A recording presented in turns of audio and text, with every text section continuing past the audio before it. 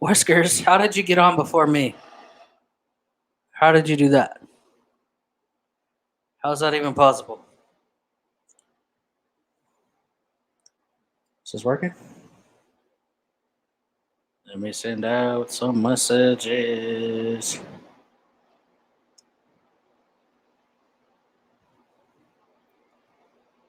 Doot, doot. All right, that's working.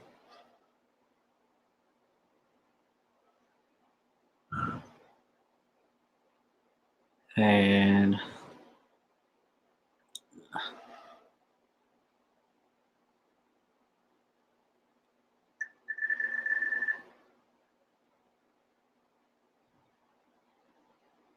hello, paranoid. Just a sec. I gotta make sure everything's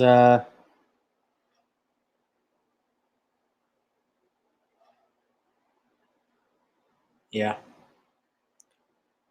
Philippines Wi-Fi sucks. What's going on, paranoid philosopher?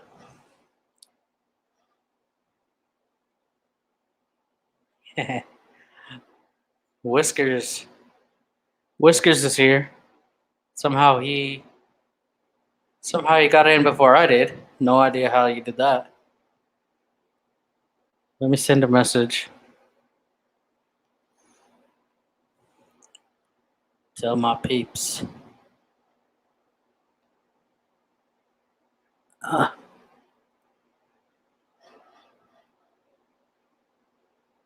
Do do do do do do.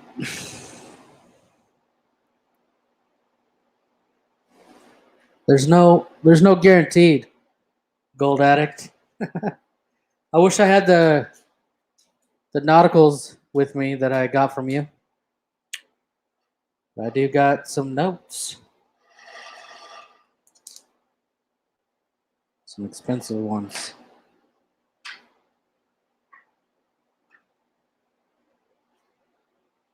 Yeah, doing pretty good. How are you, paranoid? How are you, Whiskers? How are you, gold addict? There's like a 30-second delay for the comments. I can't see because I'm on StreamYard or whatever.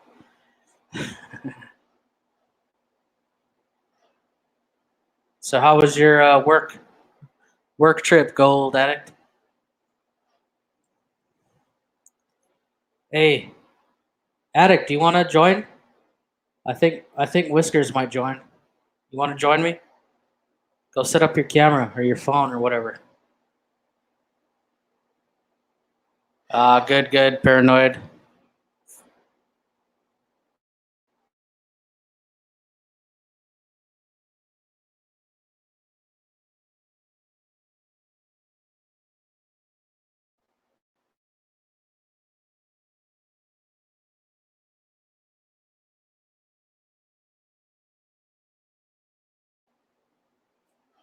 This is just the notes that I have with me in Philippines. I'm too scared to send home. I don't trust shipping. I've lost more coins and notes and shipping internationally than most people even have. So, are you gonna join me, Whiskers, or Gold Addict? He just said can't because I'm going to the pool. You don't need no pool. You're in the desert. You need a live stream with me.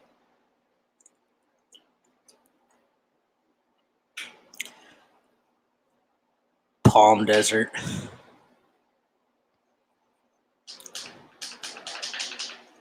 Well, that's cool.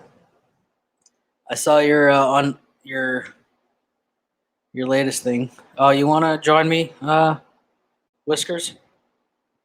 Hold on.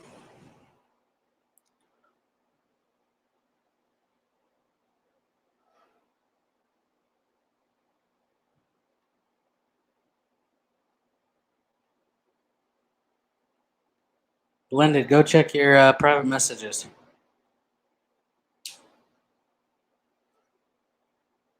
There you go.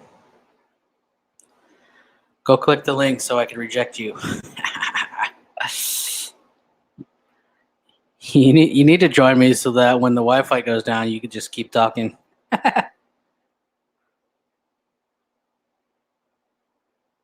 Oh yeah, you like those dragons and eagles and stuff that I sent you?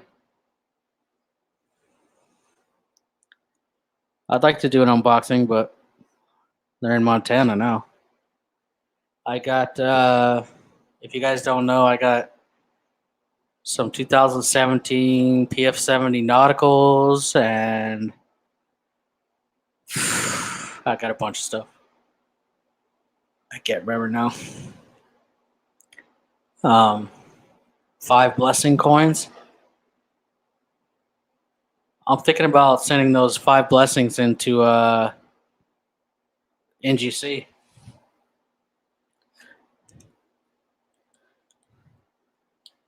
Three minutes. That's like your record, and never mind. Silver Limey said he's not doing live tonight, so I said somebody's got to do it, dude. Somebody's got to do it.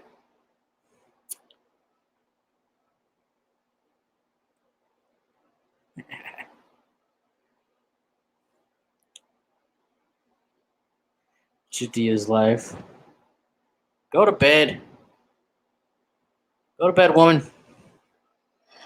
That's my fiance, or what I like to call her is my finance. She's in charge of the money, seems like. This is my studio, Gold Attic. We just moved to Philippines like a month ago, and we decided, because my fiance there, Judea, she does like daily live streams, and then I do a podcast, and then I want to start doing more videos like this. And then for our actual business, we're making more and more videos as well for my other channel.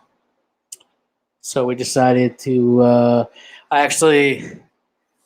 I filmed building this studio. It's going to be on her channel tomorrow. What up, Donald? What's going on? How's New Mexico? Probably as hot as Philippines. It's a good time to stream in the UK. Yeah, man. Somebody has got to do it. Silver Limey's Slacker Limey today. So I told him, he said he's going to post some video today. So I told him maybe I'll play it on my live stream. Yeah, you should, Gold Addict. We're looking at land. She's from this tropical island called Sikihor. We're getting married there. That's kind of why we're back. And land there is so cheap. Belinda's just trying to join. Hold on. Oh my God, that's him, guys. The plant. Hey. Can you hear me? Yeah. Can you hear me? Yeah. Yeah. I had to go light up a cigar and get a drink and stuff like that. Yeah, that's a good plan. Get comfy. I was just telling hot. Gold Addict about Sikihor. A lot of Philippines places are awesome, though. Yeah. So tell me about the life in the Philippines or in Thailand. Are you in the Philippines now, or are you back in Thailand? Or? Yeah, we're pretty settled in Philippines. We moved here like a month ago. Because we're getting married in Sikihor in October, and we travel a lot, but our business took a hit, so we decided, well, we need to. It's hard to work when you're like when you're living out of a hotel. You're in a different hotel every week or whatever. So we tried to kind of slow down and chill in Thailand, but Thailand is such a piece of shit for long-term travel. It's like their visa is annoying as fuck. You have to leave the country every 30 days. And if you're trying to build a business and invest in your shit, then flying internationally out of the country and back every 30 days is super annoying. So after 6 months, we were like, I mean, we went to a different country every month, but so that was cool. But we got sick of it, and it was expensive. So we came to Philippines because Philippines has a visa where I don't have to leave ever, really. So it's pretty sweet.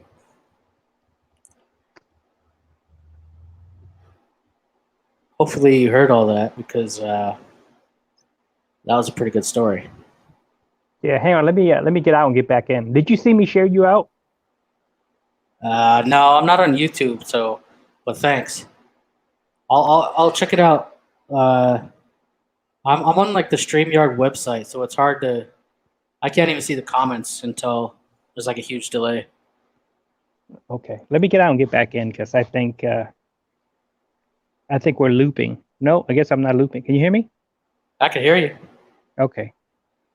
I have no idea what the heck just happened, but yeah, I heard you. I heard what you said earlier. Yeah, so we're in Philippines now. We're trying to get some work done. We'll still travel and stuff, but I need a break. I've been on the road since 2010 December, so it's almost 10 years, Wow. and literally hotels for. I mean, I met my fiance like almost 4 years ago, so I slowed down a little bit, but I mean, still traveling constantly. It's hard to honestly, if you're building a business, it's kind of hard to do. You know, you can't find good Yeah. Wi-Fi. You can't find motivation. You're fucking tired all the time because you're at an airport every day. So hmm we're gonna try to chill here and build a business back up before we hit the road again. What does it cost to live there? It's so cheap. It's really cheap. We got this tiny apartment, 2 bedroom, big kitchen and everything. About $300 a month. Yeah. Okay. There's a friend of We had mine. this, I think he lives in Manila, and he pays 400. it's probably pretty big. Yeah. I mean, the dude's got money. I mean, it's not like he doesn't. That's the way he is. You know, he doesn't want to Yeah, be alone. So he's a cheap so son he of a went bitch. in. If he's a rich guy Yeah. paying $400 in Philippines, he's one cheap son of a bitch because it is Yeah. And cheap here. yeah, he's got a nice place, and he he went in on it with the roommate. So he's like paying $200, and Jesus. the roommate is never there. And he made his millions, you know, and he just liked the 23-year-old girls, you know, Yeah. and he he complained. The biggest complaint that he has, he said, I have a car, but I just can't drive in this Yeah. crap traffic. Yeah. But to be fair, he lives in the shithole of the country. I don't know why he's there. Philippines is an amazing country, but it's basically like if you moved to America and all you ever saw was Compton or like Detroit. Like, I don't even know. Detroit's even nicer. So I can't. What's the worst city in America? That's what I'm trying to like compare it to. You know, I don't Yeah. even know. But some ghetto, and you went to there, and that Yeah. was your representation of the entire country, dude. We Yeah. can't Well, stand Manila.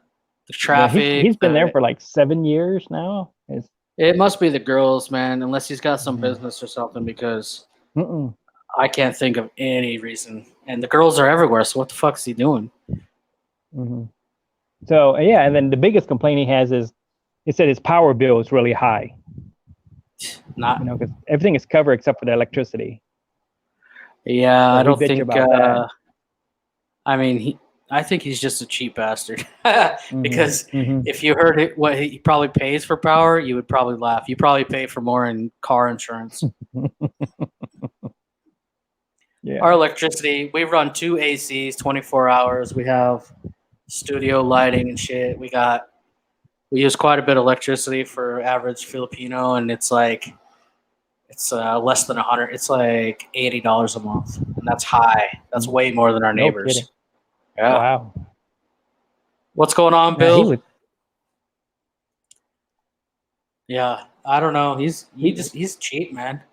yeah, he was bitching about it, you know, and And I said, well, how can it be? You know, and he said, I think we split $250 in just utility bills. And I said, wow. There's no way. Unless he's got like some kind of like huge mansion, that warehouse with, I don't know. I mean, we got a full size fridge and two ACs that run constantly. Like, I don't think we ever turn them off. And our whole building is full of expats, and they said ours is like the most expensive, and it's not even $100. So even if you double that, which you said his house isn't that big, even if you double it, it's not even $200. Yeah. So I don't know. Anyways, you I don't know why anybody would live in Manila. It's like, I mean, back home, I was a professional driver when I was younger, and here I don't even like driving.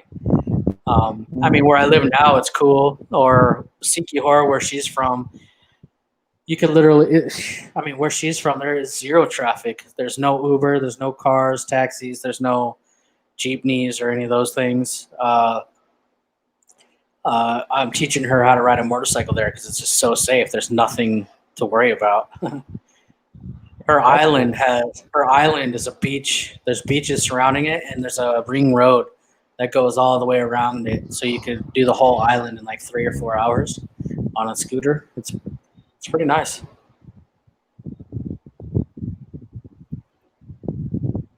So where are you? Can you hear me now? Yeah. Yeah, it's way nice. We found a lot of good land and property in Sikihor. We're just trying to find mortgage lenders. Mm.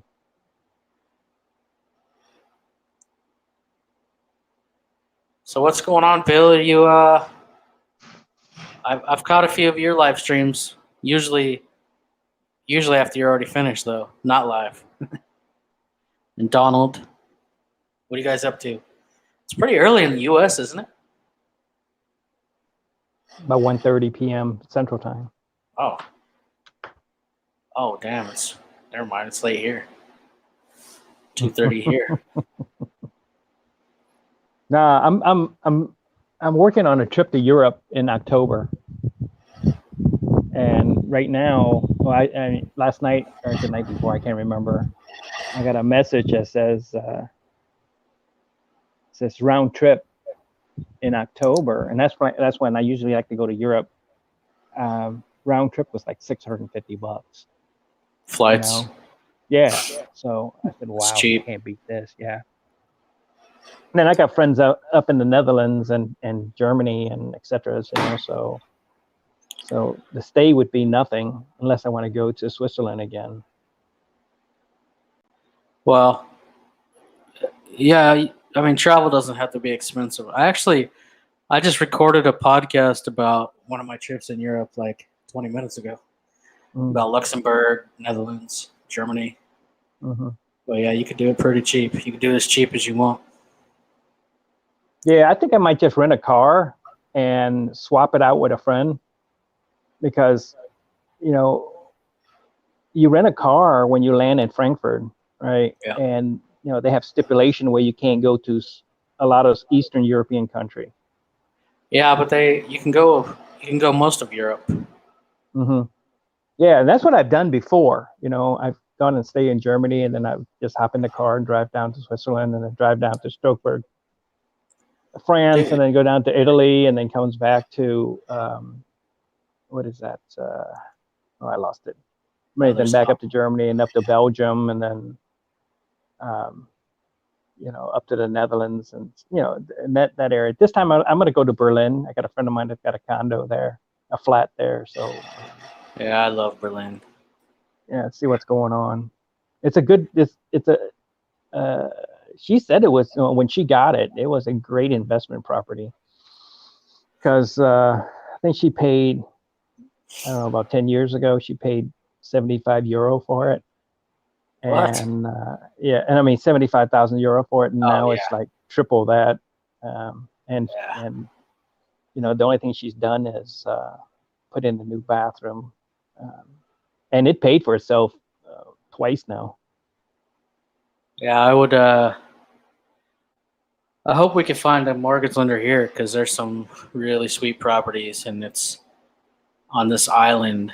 Uh, Tourism is about to explode, Hmm. and when it does, property value is going to be huge. Or you just keep it and you put it on Airbnb all the time. That's the way to do it, man. Yeah, I have I don't know. We ever talked about the seven source of income, the seven stream? I think we did.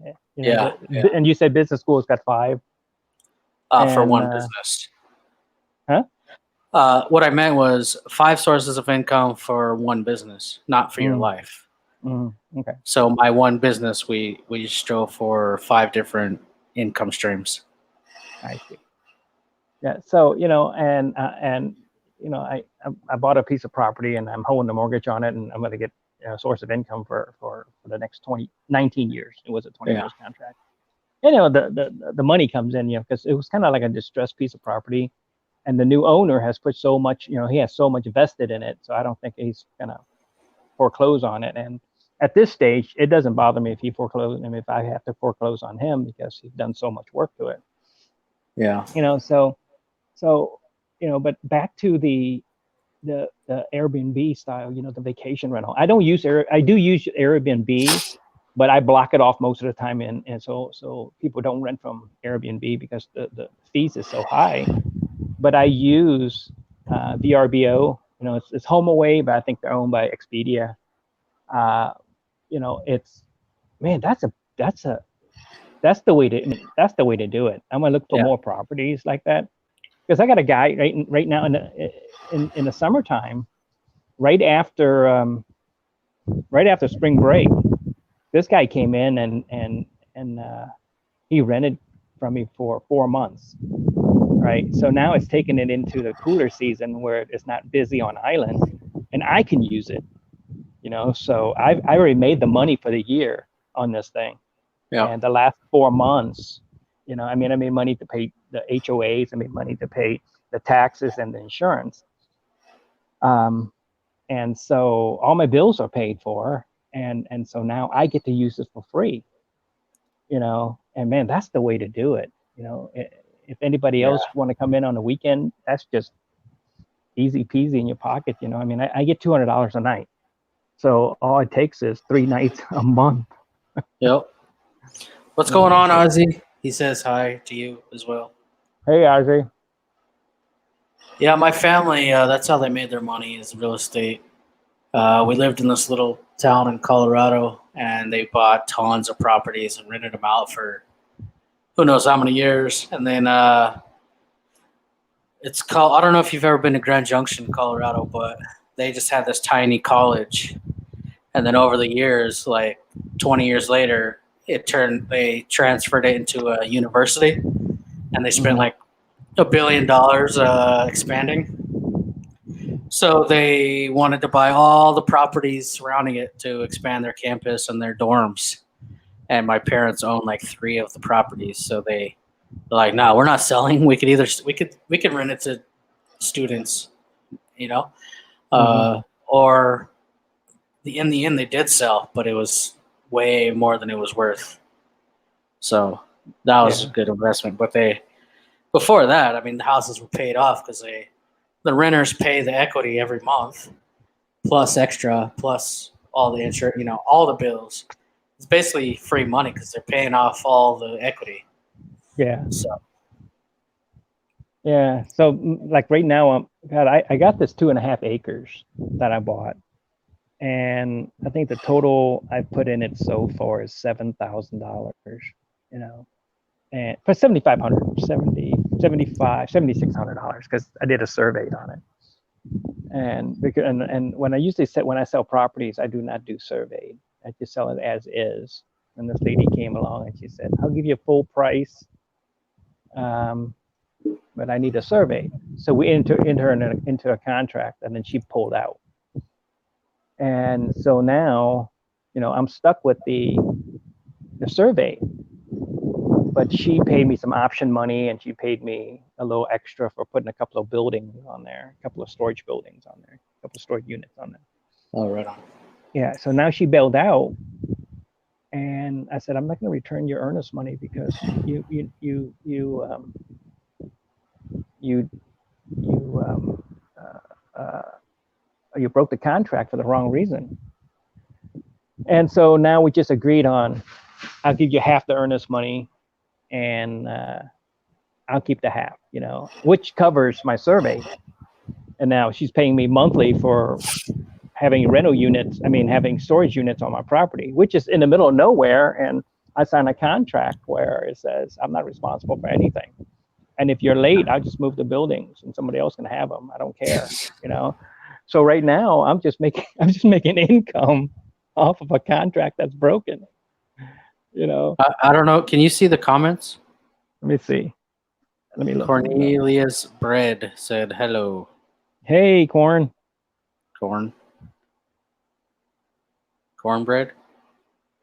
No, he goes by Corn, man. That's an awesome guy. Is it? Yeah, I mean, Corn is raw. He is smart. He's honest. He's upfront. He take care of you. And if you need to know anything about gold, that's the man you need to listen to. Nice. Yeah. You need to check out his videos. Yeah. I'm thinking about getting some pre-33 2.5, maybe $5 coins, Indian head gold coins, whatever they're called. I like those design. All those things are beautiful, and I just don't know crap about them. And if you're gonna put money in pre-33, you need to start watching Corn videos. Corn? Yeah. Corn videos? Yeah, look at it. I mean, I don't know if you can see text, but people are saying, hey, Corn. Yeah, Donald. Yeah. So nab him up. Well, he's there. How come you're not into notes, man? Check this out. I don't know anything about notes. I just love history. I love investments, but I love history, so I'm a little biased. That's why I got into numismatics. And Can you see this? Let me see. This is a Japanese invasion note when Japan invaded Philippines. This is worth $10 or something. Yeah. And I got 100 of them. But yeah, Philippines has some incredible history in the currency world. Like this was a guerrilla group in the Philippines printed these during the war. They were hiding from the Japanese. They were secluded. They didn't want to use the Japanese money, so they printed off their own currencies on whatever paper they could find. So I got some notes from really remote guerrilla factions printed on brown paper bags, stuff like that. Super collectible stuff. I mean, I got notes and pieces of paper that are worth $500, $1,000. Philippines is awesome for World War II history if you're into numismatics. Yeah, I do have a question for you or for chat. Hey, Corn, are you still in? He might be. I got a delay on my chat because I'm not on YouTube. I'm on StreamYard. Yeah, me too. So I got a 30-second delay, but he might be here still. Yeah. Donald's here. So yeah, I also got the Japanese. They invaded all the countries they invaded. You can't see shit. They instituted their own money. So I'm trying to get the collections from Japanese Malaysia, Japanese Myanmar, Japanese Indochina, Philippines, the whole collection, all the denominations for each country. Yeah. Well, here's the question I have, and I'm not sure if it's an urban legends or not. And I heard this when I was a lot younger. It's during the somewhere in the Civil War. Somewhere in the Civil War, I guess the Confederate took over the New Orleans Mint, And I've been to the New Orleans Mint. Now it's a jazz museum. I just made a video of it last April. I go there twice a year. Yeah. So yeah, Corn just said yes. So here, I'm not sure, Corn. I'm not sure if this is a urban legends or not, or anyone in chat, right? So the story is somewhere in time before 1865, the Confederate took over the New Orleans Mint. So what they did, this is what I've heard, they shaved one side of a 50 cents piece and a penny, and they converted to Confederate money, you know, and there's like 600 of them that survived or something like that. I don't know. Yeah, And some guy told some me stuff like that. yeah, some guy told me he has a 50 cents piece. So, and he carries it with him. So I said, let me see it. And it wasn't, you know, I guess. I've heard. I have a lot of notes, but I don't even know they make coins. But Coroner Donald would know more about that. Mm-hmm. I'm really bad at the U.S. history, numismatics. Hello, Jeff. What's going on? Scorpion. You got everybody calling me Scorpion Stalker. Whiskey. That was so awesome, man. You hesitated before you ate that thing. Dude, I got a weak stomach. Like I'm not experimental with food at all. I hate that shit. Yeah. Like I can't even eat a watermelon, man. Those are disgusting. So my girl's like, "Oh, don't be a baby, do it." She never thought I would do it. And then did you see her? She was freaking out more than I was. She thought I was gonna die. Check this out. These little notes are from another guerrilla faction during the war. Basically, the U.S. dropped in officers and I don't know, maybe CIA, whoever, to these guerrilla factions and showed them how to print money so that they didn't have to use the Japanese money. Yeah. And this is a pretty rare. I mean, this is tiny. I don't know if you could tell, but this is like really small. These are the small ones. What are they? 20 centavos. So that's like, I don't know, but these are like $10 each now. There's a lot of collectors in Philippines. I was amazed because every country I go to, I try to learn the history and find numismatics. But Thailand, there was nothing. Nobody. There was no collectors in Thailand. There was the few shops I could find in like Bangkok. They were all the same 10 varieties. So it was tough. But Philippines, there's a lot of serious collectors here. Yeah. You see this one? Let me pull it up. Because if I put it on YouTube, once I put it on YouTube, it's yeah, I can see it. I get a loop. Yeah, I'm not even watching on YouTube. It makes the Wi-Fi go slower. Yeah, this victory note, it's a Filipino one, but General MacArthur brought it from the States when he finally beat the Japanese in the Pacific. So he got rid of all the Japanese currency in Philippines and instituted American ones. So I have notes that say Japan, Philippines, and then Philippines, and then American Philippines, United States of America, Philippines. It's pretty cool stuff. Corn says, I know that mint became part of the Confederacy when the South succeeded. Yeah, so they must have just made coins however they wanted. Yeah. Starbucks Jeff says hi. Hey, Jeff. Let me see. Yeah, I'm sorry, Jeff. I'm back and forth because I'm in the same situation as Will Starker there because my internet. I don't have internet, so there you go. Nah, it's all good. Yeah, Ozzy, I like. Oh no, PP said that he likes. Dude, I used to only like coins, but I was traveling constantly without going home in between. So I just go country to country to country with just a backpack. So coins got heavy. That you know, I was trying to get coins from every country, modern, and then later I got into numismatics. But just got heavy as hell. And Yeah. airlines, they have limits. So I started getting notes, and then after a while, I really like notes. Hmm. Donald says the actual Confederate coins are rare. The restrikes, yeah, there's a lot of restrikes. Hmm. Yeah. So Ozzy said I seen one of those, pretty sought after, and yeah, I think he's talking about my notes because a lot of the collectors are in Australia because um, Philippines is so close to Australia. Hey Ozzy, have you seen this one?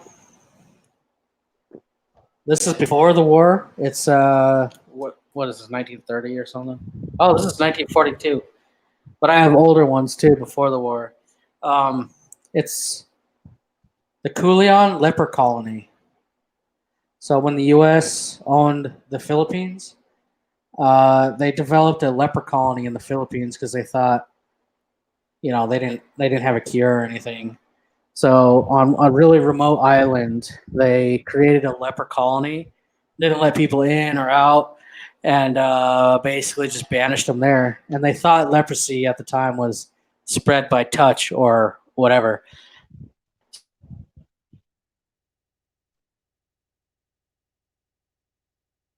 Yeah, we still have leprosy here in the United States. Well, do we? Yeah. I'm pretty sure there's a cure now, and it's Yeah, not. it's called Hansen's disease, and Oh, really? in San Antonio we have a Texas, what is it? We call it TCID, Texas Infectious and Disease Control Center or something like that. Well, back And then they they primarily, just threw you into a community and didn't let you be around anybody, and there was nothing they could do yeah, except for yeah, that's pain pretty meds. much how it is. I think it's pretty much how it is now. I mean, it's a Well, for they had Hansen's, two but cases there. leprosy is cured, I believe. Yeah, I mean, they don't have leper colonies anymore. right, There's a cure now, and I don't think it's even mhm, spreadable. You could touch. Uh, right. I think it's just a different thing now. Yeah, the hospital here in San Antonio focus on two things: is Hansen's and tuberculosis. Yeah, I don't know anything about those. But yeah, anyways. So back in the 30s and 40s, or maybe later, or earlier, they had a currency just for this one island in the Philippines, the leper colony. So they were hoping nobody would take the money out, you know, because Wow. back then, if there's no cure, you're not going to mess with leper colony money. Right. So it's pretty cool. I have almost the whole set except for the heirs, and then I've even seen there was a leper colony at the same time in Colombia, and they had some coins, but they're super rare, way more rare. So I'd love to get some of those. Hey, so have anyone thought about what are you guys gonna do when Messenger goes away? No, I just saw that. It's annoying. I only talked to like 4 people though on Yeah. YouTube Messenger. It's pretty. I just got an email too about it. I think they got a salute. I think they got a replacement. So who Okay. knows? Yeah. Hopefully. I mean, I Yeah. don't I have mean, anybody. I enjoy the Yeah, group that I'm in. yeah. Hopefully, I don't know. Yeah. Yeah, because we can say stuff in our little group without offending a whole bunch of people. Yeah. Check this out. I have all the Venezuela money.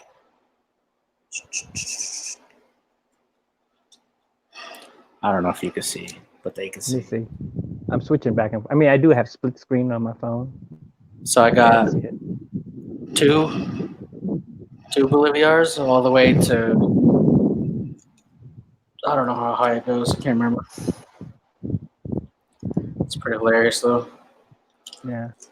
20,000, 100,000 Boliviars. So it goes from You know, two to 100,000 in one same set. It's pretty wow. hilarious.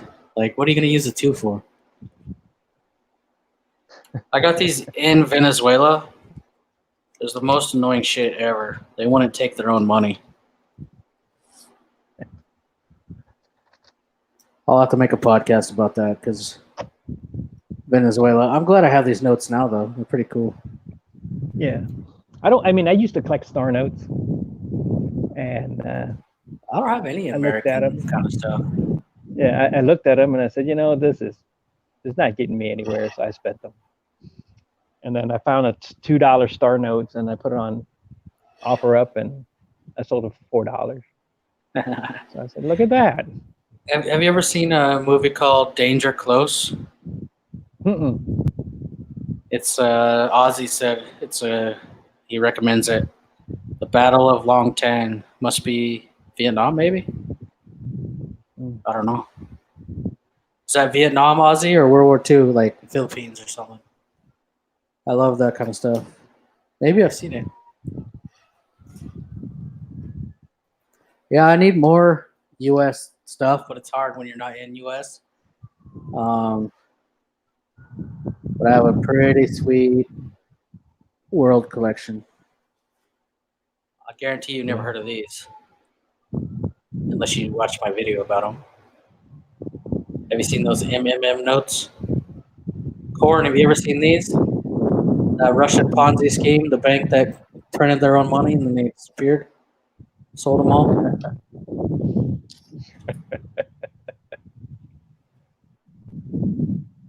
It's a pretty crazy story. I talked about it a lot in the video I made about these, but it's the Bilotov notes. They made it's kind of sounds like cryptocurrency. They just created their own currency and then they were selling stocks and guaranteeing like 300%, like huge payback. And then they did one round, everybody talked it up. They did another round. It was in like the World Cup. They advertised it was super popular because somehow they were paying like 300%, 500% on these bonds. So they got huge, so popular because they were paying this that they did a third round, sold millions and millions of these stocks, and then they just disappeared with that money. So they were actually paying people in the first round with the second round. So they weren't really losing money, even though it was 300%. And then on the third round, they just disappeared with billions of dollars. It's a pretty cool story. Yeah.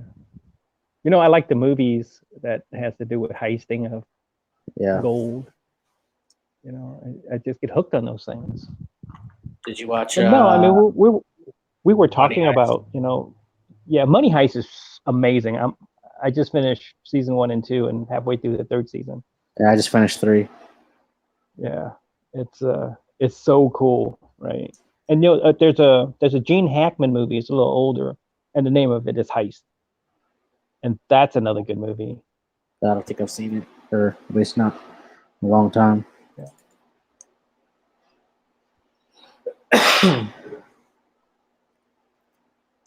Ozzy, where was the Battle of Long Tan? Sounds Vietnamese.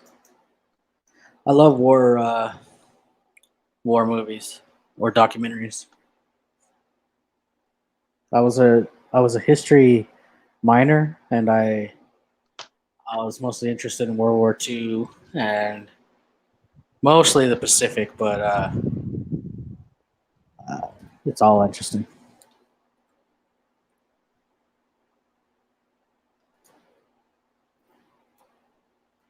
Wesley Salway, I'm sorry I didn't say hi. Yeah, they have man, I didn't even see that comment. They have like you can instant message people. It was hard to figure out. I couldn't even figure out how to invite people or add people, but there's like an invite link and I sent it on email or something. So but I only chat to like 5 people or 4 or so. But now they said they're getting rid of it. Vietnam only new at cinemas. Oh, it's a brand new movie. Okay, I was thinking it was like a '60s movie. But there's some great documentaries previously made.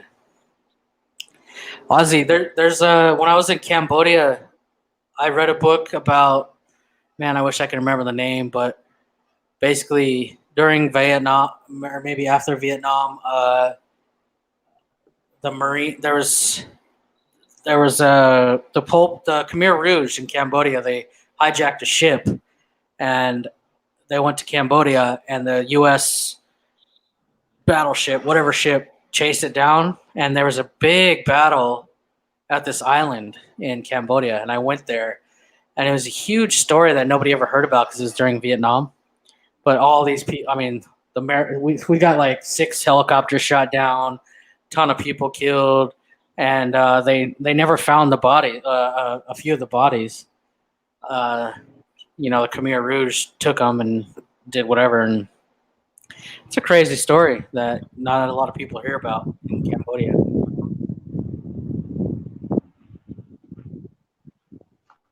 That's I'm definitely gonna watch that. Is that on Netflix or what? Silver Heist. What's going on, dude? I sent Silver Heist some of these notes, Blend, Mr. Whiskers. Mm-hmm. I could send you some if you want. Bizdak, Arizona. How's it going? Bizdak. Thanks for the thumbs up, buddy. You're probably the only girl to ever click my link.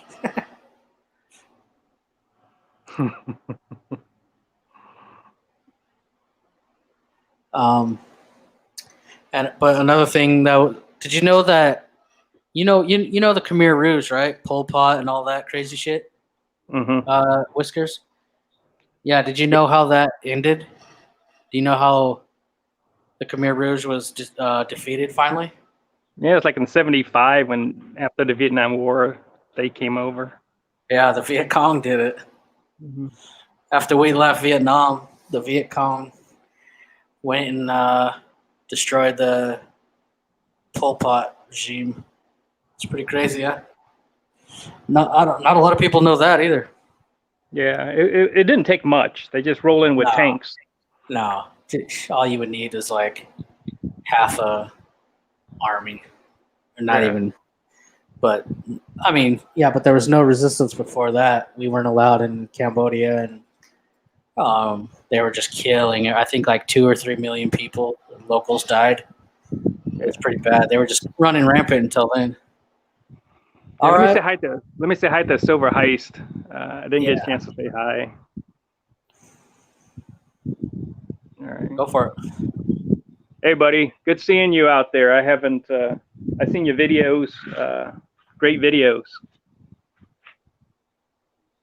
Maybe you can get on chat with us sometime. Yeah. If you're not driving or whatever, Silver Heights, let me know and you could join us. We could look at your grass.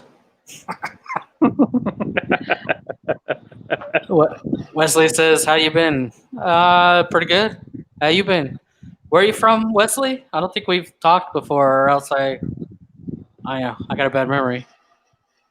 Ozzy, I did NQ, a what?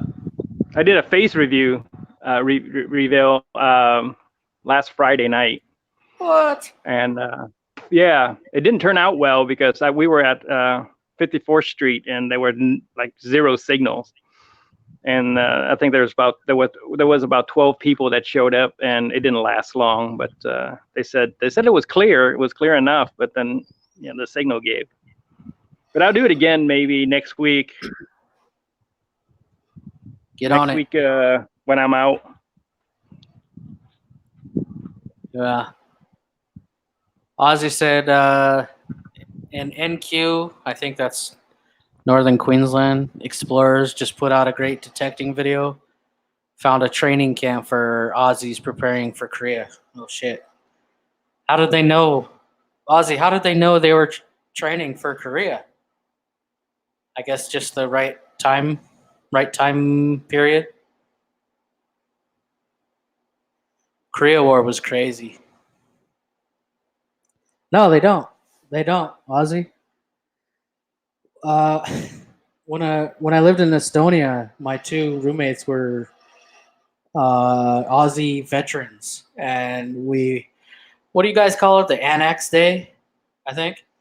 So on all the Annex days, we would go visit World War II memorial sites in Europe, and there's a huge one in Turkey where the Aussies were like the heroes, Aussies and Kiwis. Uh, I think you know more about it than I do. I can't remember the name of where that big battle in the Turkey was.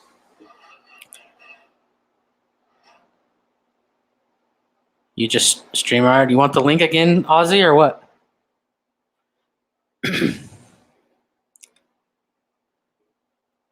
It wasn't Tripoli. That's Tunisia, but yeah, um there were some crazy battles by the Aussies. They were there too. I was just saying I have all these Japanese invasion notes. Supposedly, I mean, this might be an urban myth, but supposedly, there's some collectors that claim they have Japanese Australia notes where they were planning on invading northern Australia, and I know they confirmed that Japan was going to invade, and they had bombed northern Australia a little bit, but I don't think they had made, like, officially they hadn't made the invasion notes like they did all the other Pacific countries in Southeast Asia. But dude, if they were and you could find them, they would be worth a lot. I have the Oceania ones, which are pretty damn hard to find, and they're worth a lot, $40-$50 each. A lot more if you can find good condition. There's your link, Whiskers. If you're coming back.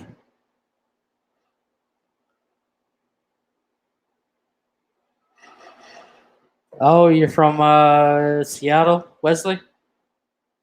Gallipoli, yeah, that's the one. Thanks, Heist. Feel like an asshole, but I am good at history, but I can't remember all the names. um, yeah, Gallipoli. I'm sure Ozzy knows about Gallipoli. That's the one where the Aussies and the Kiwis got stuck, and they had to hold out, and it was like 30,000 died. I don't know. That's a random and annex Anzac. Yeah, Australian and New Zealand, whatever day. Yeah.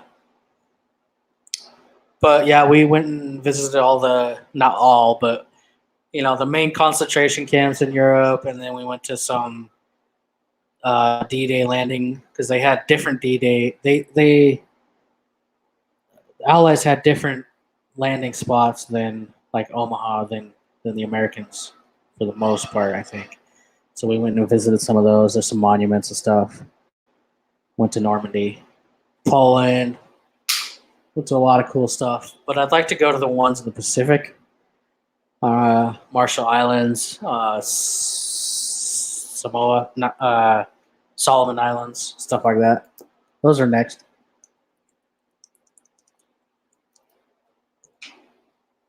Yeah, yeah, Gallipoli.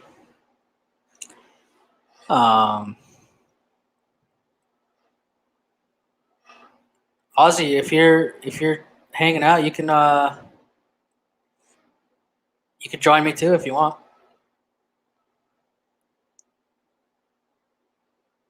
Man, some of these countries that I go to, I wish I could. I wish I had a metal detector. That's for sure.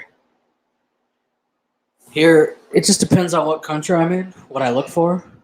Here in Philippines, I'm trying to find. I have a master list of all the guerrilla fighter groups that created their own money, and I mean it'd be impossible to do, but it'd be cool to collect all of them. Like I have one note from almost every guerrilla faction in the Philippines during the war, but I'm trying to get like every denomination, and then some of them, are hundreds and hundreds of dollars each. So, like, let me see these Palawan ones. Have you guys heard of the Bataan Death March? Some of the guys that escaped that Bataan Death March in Palawan, American GIs and Filipino GIs, they created guerrilla factions in Palawan, and this is one of them. So they printed their own money as well in Palawan, in their hidden guerrilla group, guerrilla community. Because it wasn't just soldiers; it was shop owners, families, everybody. I mean, can you there, Blended? Yeah. I was just talking to my neighbor about this yesterday. How like my fiance, well, Judea, her dad is a veteran, a Filipino veteran, who he was in the Filipino army and he got shot 3 times. He's decorated, all that stuff. He retired at, I don't know if he was a colonel. I don't know how high he was, but it's so. All right, see you, Heist. Hit me up in a while. Hope to see you back. Anyways, can you imagine that shit? Like, Americans, we go to war all the time, right? But it's far, far away. You know what I mean? Yeah, we have to. We have to. Yeah, okay. But good point. But I mean, can you imagine if you live in Kansas and the war was in Colorado? You know what I mean? Yeah. That's like it. That's how it is here. I mean, imagine Yeah. if you lived in Iraq and your war was in Syria. It's literally next to each other. Yeah. That's how it is here. There's huge militant groups right now in the south of Philippines. So the soldiers are like her father is based in Siquijor or Cotabato or whatever in Mindanao. It's basically the same goddamn island. You got your military base, or maybe the families live off base around the base in their own houses, you know. Mm-hmm. And then when they call you to war, you just take a 15-minute fucking ferry ride to get there. Can you imagine that shit? If there's any overflow, they're there at your family, at your house. Like, Yeah. Americans can't. I don't think Americans can comprehend that shit. No. Like, we go to war all the time, but we don't even know unless you've been. Most people haven't been. But can you imagine these guys that have been to Iraq? Can you imagine if your family was there in Iraq while you're in the next city fighting or whatever?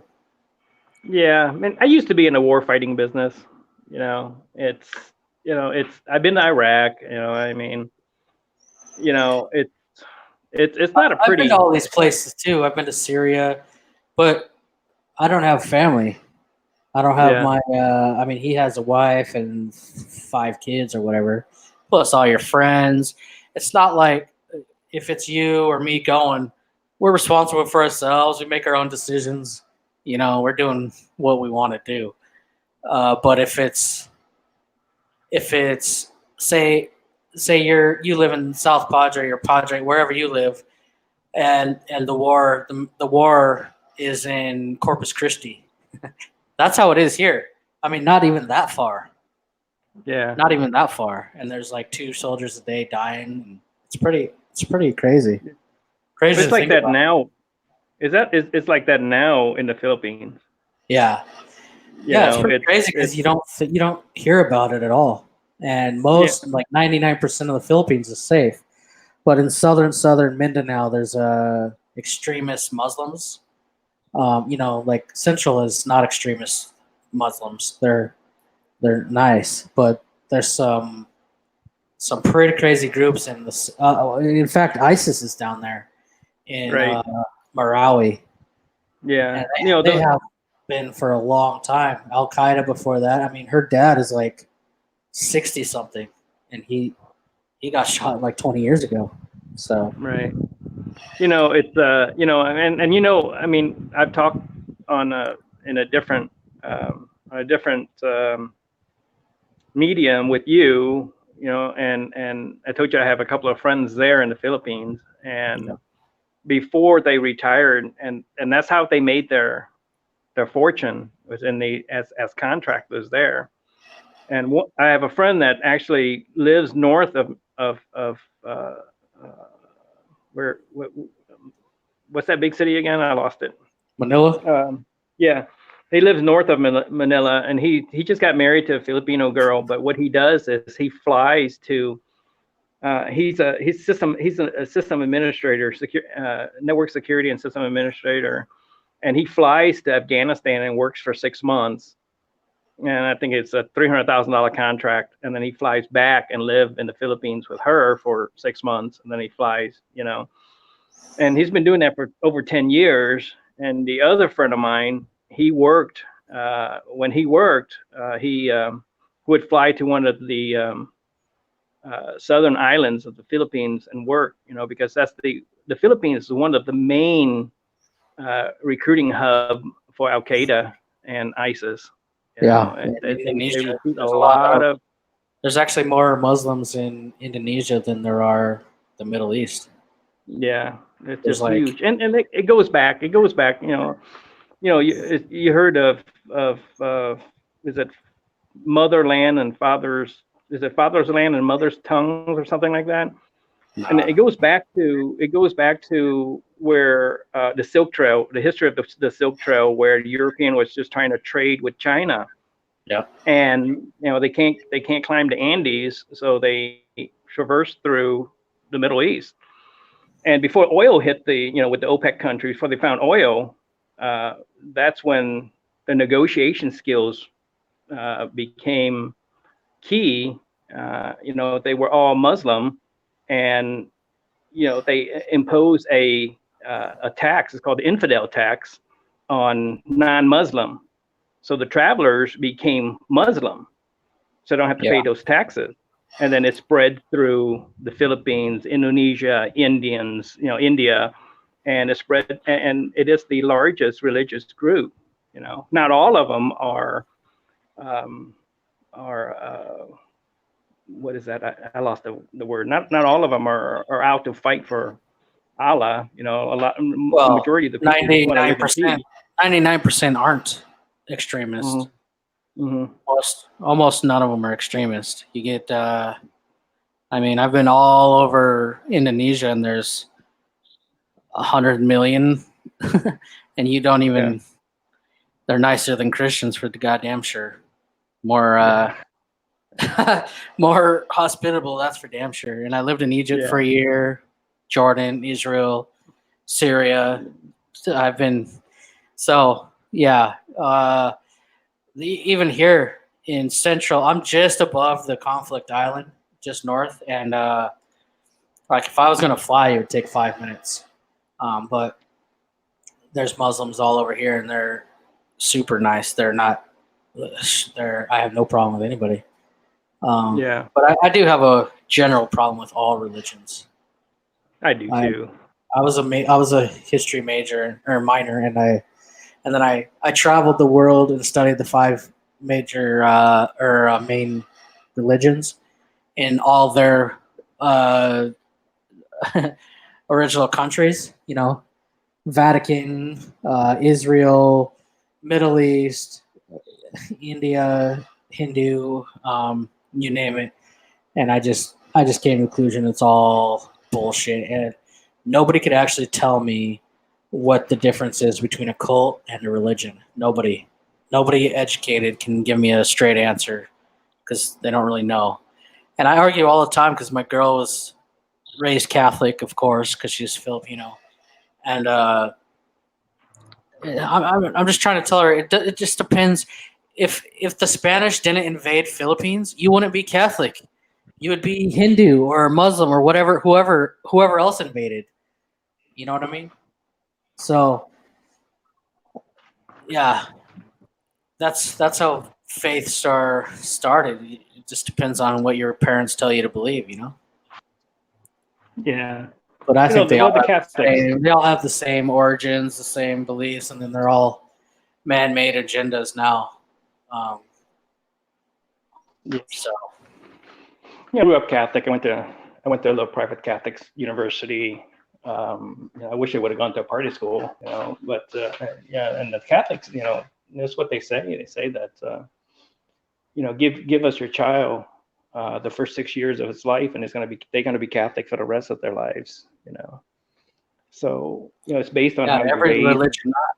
I'm telling you, they're all. If you look at the core values, they're all created by geniuses to be run by by anybody. you know, in other words, just like Scientology, that's such a good example. That guy, even if he's evil or crazy, he's a genius. Uh, whatever the hell his name was, L. Ron Hubbard or whatever.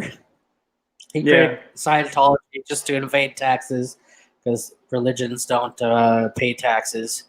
And I don't know how we started talking about religion, but it's always a hot topic for me. It all ties back to the mighty dollar. It does. It just, I All mean, religions now are based on man's agenda. Man has and gets molded and changed the rules, the laws of God, and their core. What do all of them have in common? They say follow blindly. You have to have faith with no proof. Don't question it, and tithing. You have to give them money. So right. it's genius. It's fucking genius, man. We can't It prove is. it's real. Don't question it. Give us money. It's fucking genius. It's evil though. The thing, It's the biggest cause of death in the history. Is religion or God? because can you still hear me? Yeah. Okay. So here's the way I look at things. Right. It's you can't do a lot about things. You can't. And I've talked to folks before on a stream when I was on a panel a questioning panels, an interview panels for lack of better terms, right? So they asked, and we talked about we hit the politics and religions and we hit all that stuff, So what I do, my strategy is, if Obama wants green energy, I don't buy solar cells. I listen to what he says because you can't do anything about it. You and I cannot do anything about U.S. policy. But if someone says we're going to look at green energy, I don't buy windmills or solar cell. I buy batteries, right? If Trump got his money for his wall, how do you take advantage of that? I don't buy What do you steel and invest in Mexican ladders or what?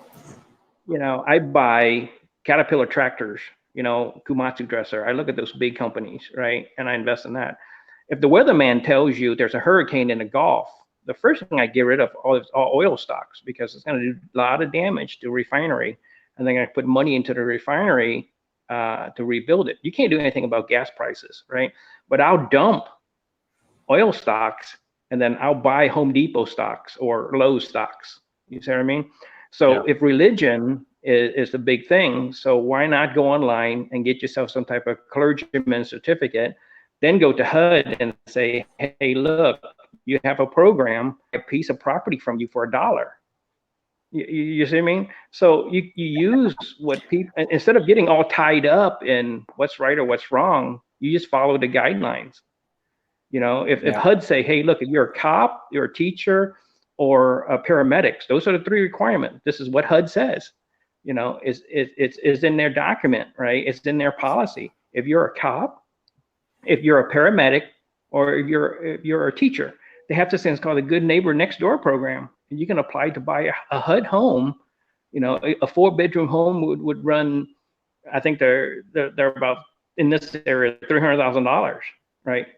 And if you're one of those, you can buy a HUD home for half price. It's under the Good Neighbor Next Door program.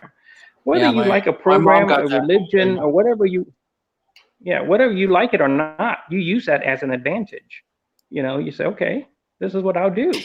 Well, we're trying to buy a house in the Philippines. I don't think they give us shit. Yeah. So, I mean, I think right now, some of the, we're running out of, places to get away. And if you can find a nice place on the water, in the Philippines, that's what I would do. You know. Yeah, we found one, but we can't get it yet. We can't find financing. It's right on the beach. It is the beach. It's 5 hectares. No buildings, no development at all. It's perfect. Right. Wouldn't have to tear anything down or whatever to build a house or little condos or something. Yeah, and It's labor super. there is It's like cheap. 300. It's like 260 grand or something. Yeah, It's not. U.S. Yeah, yeah. But we're talking about five hectares and a white sand beach. Half of it or 3/4 is a white sand beach, and the rest goes up like a hill. And there's like you can put your house on a cliff looking down on the ocean. We want Yeah, it bad. yeah. It's just like anything near water is a great getaway. I mean, for Yeah, folks, it's gonna be the people. next top destination in the Philippines because they got Boracay and El Nido, Palawan. I mean, they're the next Thailand. Thailand is too crowded. They just opened up like 1,000 flights a day to Thailand from China. It's just too crowded and shitty. That's why Yeah, we left. Everybody, all the expats are going to Philippines. So if yeah, Philippines is the next Thailand, it's going to be. I mean, geographically, Philippines is way nicer than Thailand. Way more islands. I mean, Philippines has 7,100 islands. Thailand has like nothing compared to Philippines. right. So if it gets discovered, this is going to be the spot. And the island that we're at is not discovered at all. It's not. There's hardly any resorts or anything, but it's just as nice. But it will Yeah, be. yeah. And in your shoes, you're pretty savvy with dives and marketing and web page, to get people to come to your site because you were Yeah, making yeah. good. I say that all the time. If I had a business in the Philippines, I would dominate Google because I know how to Yeah, market. And nobody else there does.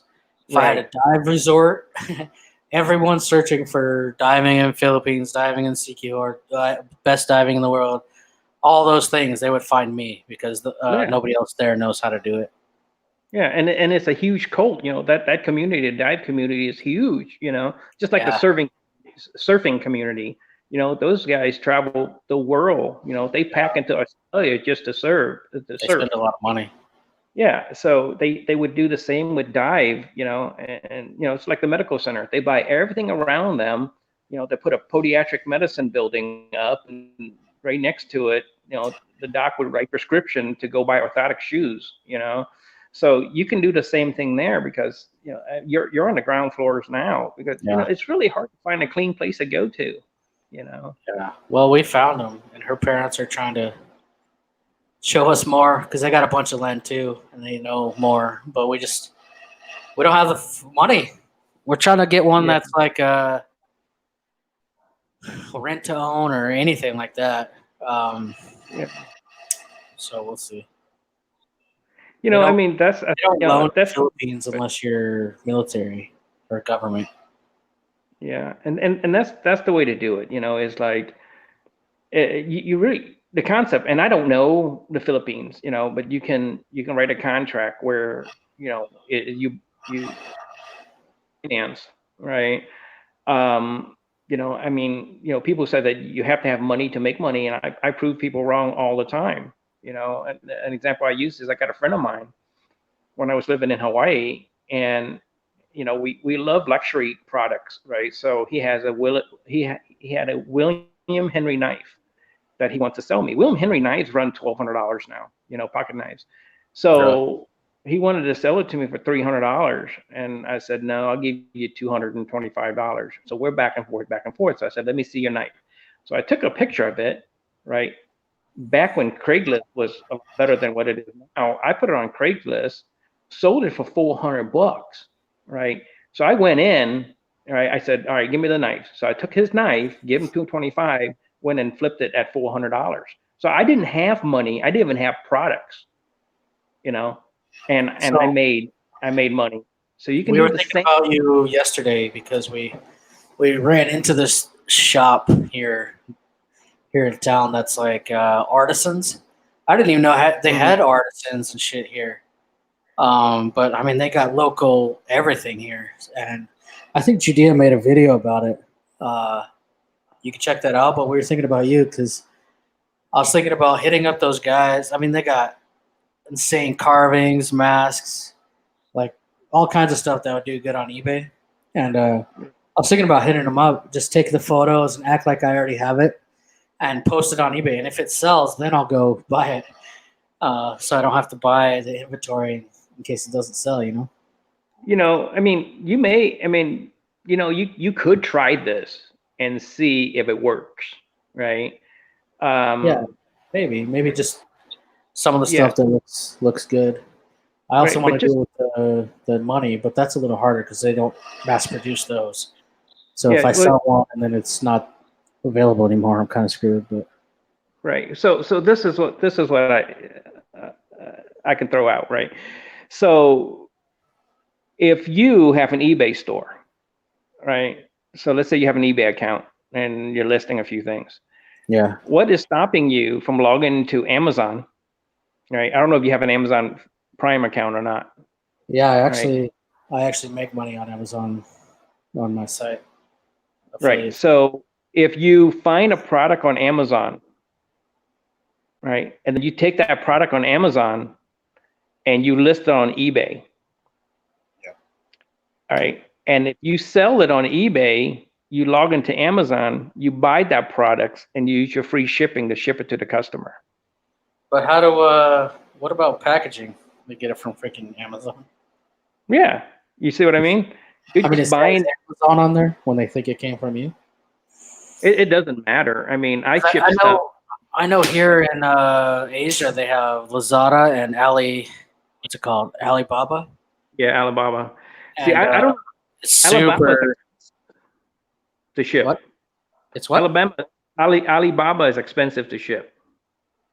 Well, if you want it fast, but yeah, um, Right. they have free And shipping because there's yeah, an agreement with China, but it takes like right. 2 weeks. Yeah, But nobody wants that. yeah, I know that's the problem. But on the other hand, they work with drop shippers, and they'll write whatever on the package or make it completely blank. They'll write Right. invoices for you, whatever. It's Now, really a good system. The only problem right now is the shipping. right. But if you there are Amazon, I believe there's Amazon, Alibaba warehouse in the United States.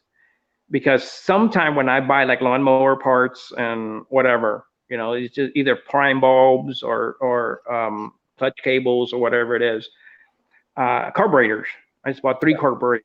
No, two carburetors for my mowers, right? And uh, uh, I got them for like $10, and it's free shipping. And it got here pretty quick. And it came in, and it had, Chinese writing on it. So Yeah. somehow they're getting it here fast. You know, I know you I might have got it from an actual drop shipper then, and yeah, some of and them that's set up exactly distribution centers in the U.S. yeah, and that's exactly that's what I'm talking about. So if you can find a drop shipper from Alibaba. I'm not hungry, so I haven't done that. But in your situation, if because your product that if you're picking something up from uh, a shop in the Philippines and packing it up and sending it, you're paying $30 on shipping. Well, I would make them pay. Yeah, but nobody's gonna pay $30 on shipping plus the price of the product because you have expenses from eBay. You have 10% expenses, you have PayPal fees, you have all that stuff. So on a product that they can get somewhere else for less than $30 less, they're gonna do it, you know. So that's why I said, if you can find a decent product, you can go out there and see what sells the most. Charging cables for the new phones or whatever it is, uh, cases, those things, they make hundreds of thousands of dollars off of that stuff, and what you do is you list what's there on Amazon, on eBay, and because there's people who solely to shop eBay and they don't go Amazon. I shop eBay. I don't shop Amazon. I'm the opposite. I only shop eBay for coins and notes, but Yeah. everything else is Amazon. So there are people out there. There are millions of people out there that does that. and they would buy from eBay, and you would be a drop shipper from Amazon. You say, okay, here's a product, I can get it to you in 2 days. Hmm. Free shipping, because you got Prime account already. You're getting free shipping. So you list anything from a safe to a stereo to ear, Beats or What about the opposite? what is that? What about the opposite? I could sell some coins and notes on Amazon. Yeah, you can. But I don't know I if don't they know how let you're you. gonna ship it. Well, I would buy them on eBay. Not just the opposite of what Yeah, you were saying. yeah. The danger behind that is eBay stuff expired really fast. Oh, really? Yeah. So Ozzy, I just want to answer that.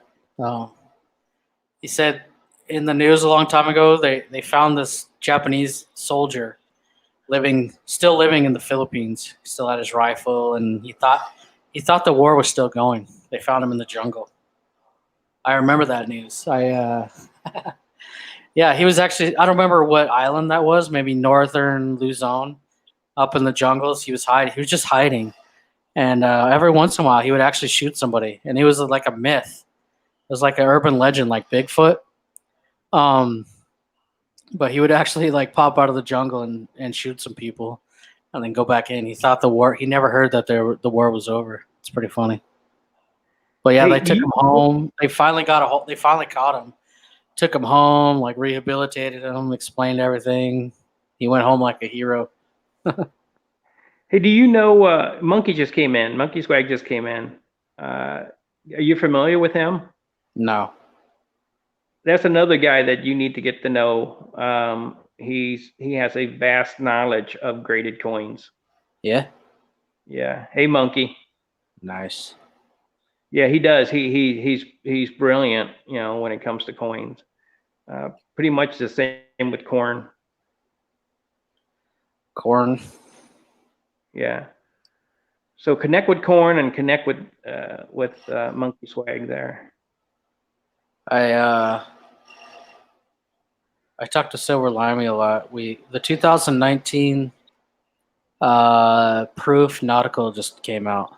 Somebody had I mean, it had been out for a while, but somebody just put a graded one on eBay. I'm trying to get it. It's pretty cheap too.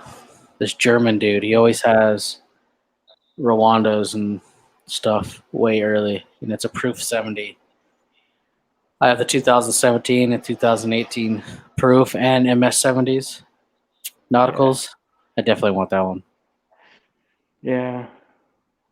I have like, I want to say 450 ounces of silver right now, and I'm not buying any more silver. I'm not either. Bullion. I'm only buying graded coins, old or new. He says corn doesn't like modern coins. No, corn doesn't like modern corn. Coin does have a lot of modern coins, but he doesn't like it. I'm not sure if he doesn't like them. I think he's a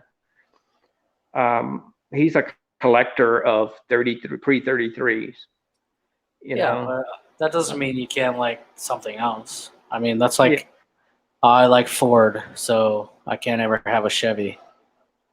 yeah. No, I mean, don't get me wrong. Corn's got a lot of bullion coins. He's got a lot of. I don't know how much, but he's got quite a bit. I mean, if you pay attention to his videos, I mean, he'll pull out 20, uh, 20, 10 or 20 gold. What is that from South Africa? Krugerrand? Yeah, he'll pull 20 gold Krugerrands out and he lay it out. He'll pull out freaking maples. He'll pull out pandas. He pull out all that stuff. He has all that stuff. So what's But the problem? he's a very smart buyer. Well, I'm a smart investor. I don't think anybody that knows me would deny that. But what's wrong with modern bullion or modern graded coins? I mean, because I was just talking to Silver Limey. Since you brought up Kruger hens, and if we're talking about modern graded coins, I'm on eBay right now. I'm looking at the 2017 PF70 Krugerrand, not the SP70, which I also have, but the Proof 70 Krugerrand. That's the first year. Guess how much it's going for right now on eBay? And it's the 1 ounce silver, not the gold. I don't. The average is $650, all the way up to $1,000. The cheapest I could find is $450. I'm trying to get it. Yeah. So if you would have bought, this is only 2 years old. If you would have bought the proofs in 2017, the Krugerrands, I think in 2017 they're less than $100, and right now they're almost $1,000. Yeah. Can you believe that shit? Yeah. I mean, it's I would just call it a that. good investment, even if it's luck or whatever. If you don't like even if you don't like a design or you don't like a non-government coin around, it's just that's a good investment. I don't care who you are. Yeah. Yeah. I mean, The price of silver didn't go up $1,000 or $900 in 2 years. It didn't even go up $2. So I see if he's talking about, maybe he's just talking about silver stackers, which I agree. That's not an investment. That's prepping for some shit that's never going to happen. Right. I don't think each its own. I mean, and that's true. No one's criticizing you for picking, collecting your world, and he has his rights to collect. I do not own because I don't want any. I would, but right now I say I don't want any because I don't know anything about it. Monkey there. I also he's love got some. I mean, Monkey there. Monkey Swag there. He's got some trade dollars that are worth a fortune. And wait, let me read this comment because I keep getting behind. Yeah, I won't pick up that because I don't know anything about it. You know what I mean? Trade dollars, I don't. He says, I used to be a big Perth Mint collector. I used to purchase the lunar proofs. I don't know what ones. Nowadays, I just collect classic U.S. coins. I'm looking to get into ancient Roman. Yeah. Wesley says, I got started in coin roll hunting. And yeah, well, that's just free money if you get it. Ozzy got offered a 2018 Krugerrand. He still might grab it. It's got to be worth 60. I don't know how much 65 Australian dollars is actually, but used to be a lot. Yeah. And it's to each his own. You're not going to see me out there criticizing anyone about anything. It's just I don't know. My strategy is completely different than anyone else's out there strategy. I mean, I got into mine too, but I'm not limited. I'm limited by my knowledge, but I'm open to anything else. Right. So I collect modern day coins because I like them. Number one. Number two, me too. I only buy, I'll give you an example. Let's say spot is $1,500, right? And I'll do the calculation minus, if I buy from the US Mint, minus the 10%, I'm down to the grams. I do the calculations. And if I can get something $30 over spot that's graded, I don't care if it's an MS62, MS63, MS69, MS70, but $30 over spot, and I'll buy it because I know it costs them 10% for eBay fees, So that's how, dude, Monkey, $400 for a trade dollars to me is a lot of money, man. I mean, I love your videos, dude, and I think you got a hell of a collection. I'm gonna go watch. I'm gonna go watch Monkey. I was telling Limey the other day there needs to be more channels talking about investment graded coins. Yeah, man. I don't want to talk shit, but I just watched one today. Me and Limey watched one together from Blue Ridge Silverhound or something like that. Have you ever heard of this? And the title said how to make $100,000 a year in the graded investment coin business, something like that. I was like, hell yeah, that's a fucking video. So I watched it. And it was Monkey, I saw them. Those two, they were sitting on the couch together with the arms. They were hugging and stuff, watching that video, man. Yeah. Yeah, so it was 30 minutes of bullshit. Nothing about the business at all. It was like he was visually comparing PCGS and NGC slabs. It was nothing about the business. I was like, Yeah. God, somebody needs to make a video about the actual business, because every time I make a graded coin video, people are like, "Oh my God, you paid $200 for 1 ounce of silver?" Yeah, but I sold it for $400. So Yeah. nobody. No, I think it's getting but more and more popular. yeah. So my strategy is okay. I'm on passive income. I'm set on my homes is all paid for, So now my last straw is, businesses and et cetera, right? Buildings and all this other crap that I do. And all that is set and paid for. So now I'm stacking gold as the last form of investment. I do Yeah. collect, but and that's my strategy. So you're never going to hear me criticize someone about, you know, you know, PGG, PCGS, MS, PF, what 70, SPF, all that stuff. People do what they do. And Well, I it's think just unless, well, my view on it is, which is not like, it doesn't mean it's the right view, but gold and silver is very insignificant. It's like a stock. It goes up really slow, and unless you're in for the next 20 years or something, it's not an investment at all.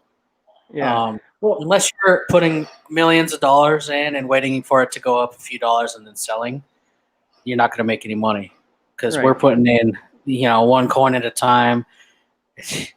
I mean, Yeah. the gold price And hasn't gone up, silver price hasn't gone up significantly. Like, any real investor would not call it significant gains.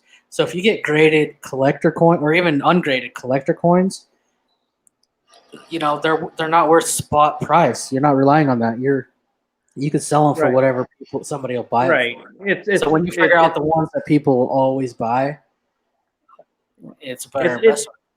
I look at it as it's a non-producing asset. It doesn't produce anything. It doesn't produce me an income. It doesn't produce anything outside of the equity over long terms. I don't ever plan on selling it. I'm just going to hand it over.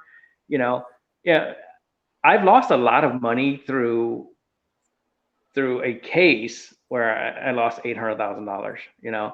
But if in the future, nobody knows outside of stream and a few folks on YouTube that I have this, right? If you go out there and you watch my videos, if you count it all up, right? It's a little over 100 ounces of gold, right? It's in a safety deposit box. If someone comes after it, I said, what are you talking about? Here's a document that this belongs to somebody else, a family member, so they cannot come after me. In the future, let's say my free ride on health insurance from previous employment, goes away. Something happened to them. They go toes up, right? And I get sick and they say, you have to pay your hospital bill and you owe $400,000 for a heart transplant or whatever. I don't know. Right. So, or chemo for cancer, it's $1 million No, for, no, I get they what you're can't touch saying. my You're stuff. saying preservation of wealth. That's different. That doesn't make it an investment. There's two different things. If you're somebody Right. trying to preserve wealth, like International Stacker or whatever his name is, with 5,000 ounces of cheap bullion, that's slightly better than a bank account with a small interest rate, because silver appreciates every year more than a Right. bank account. But that's not an Right. investment. That's a like Ozzy just said. It's a long term hedge. It's like any real investor from like business school or anything, they wouldn't even consider that an investment. That's even like a Roth IRA or something.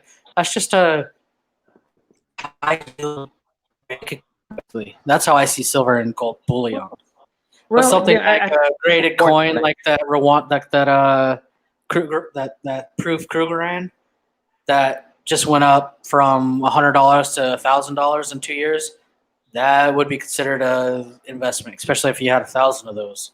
Sure, You know? and you can do the same thing with a baseball card. You can do Yeah. all Oh that yeah, stuff. dude. Yeah, My this is point just behind that this is is just my our point behind niche. it is yeah, my point behind that is you put it away. And that's why I mainly, silver to me right now is a hobby for me. It's not going to go anywhere, and that's why I stack the gold, is because it does it does appreciate. There's other investment that costs you more to purchase and you don't realize it. I mean, there's a lot of money in property and land, right?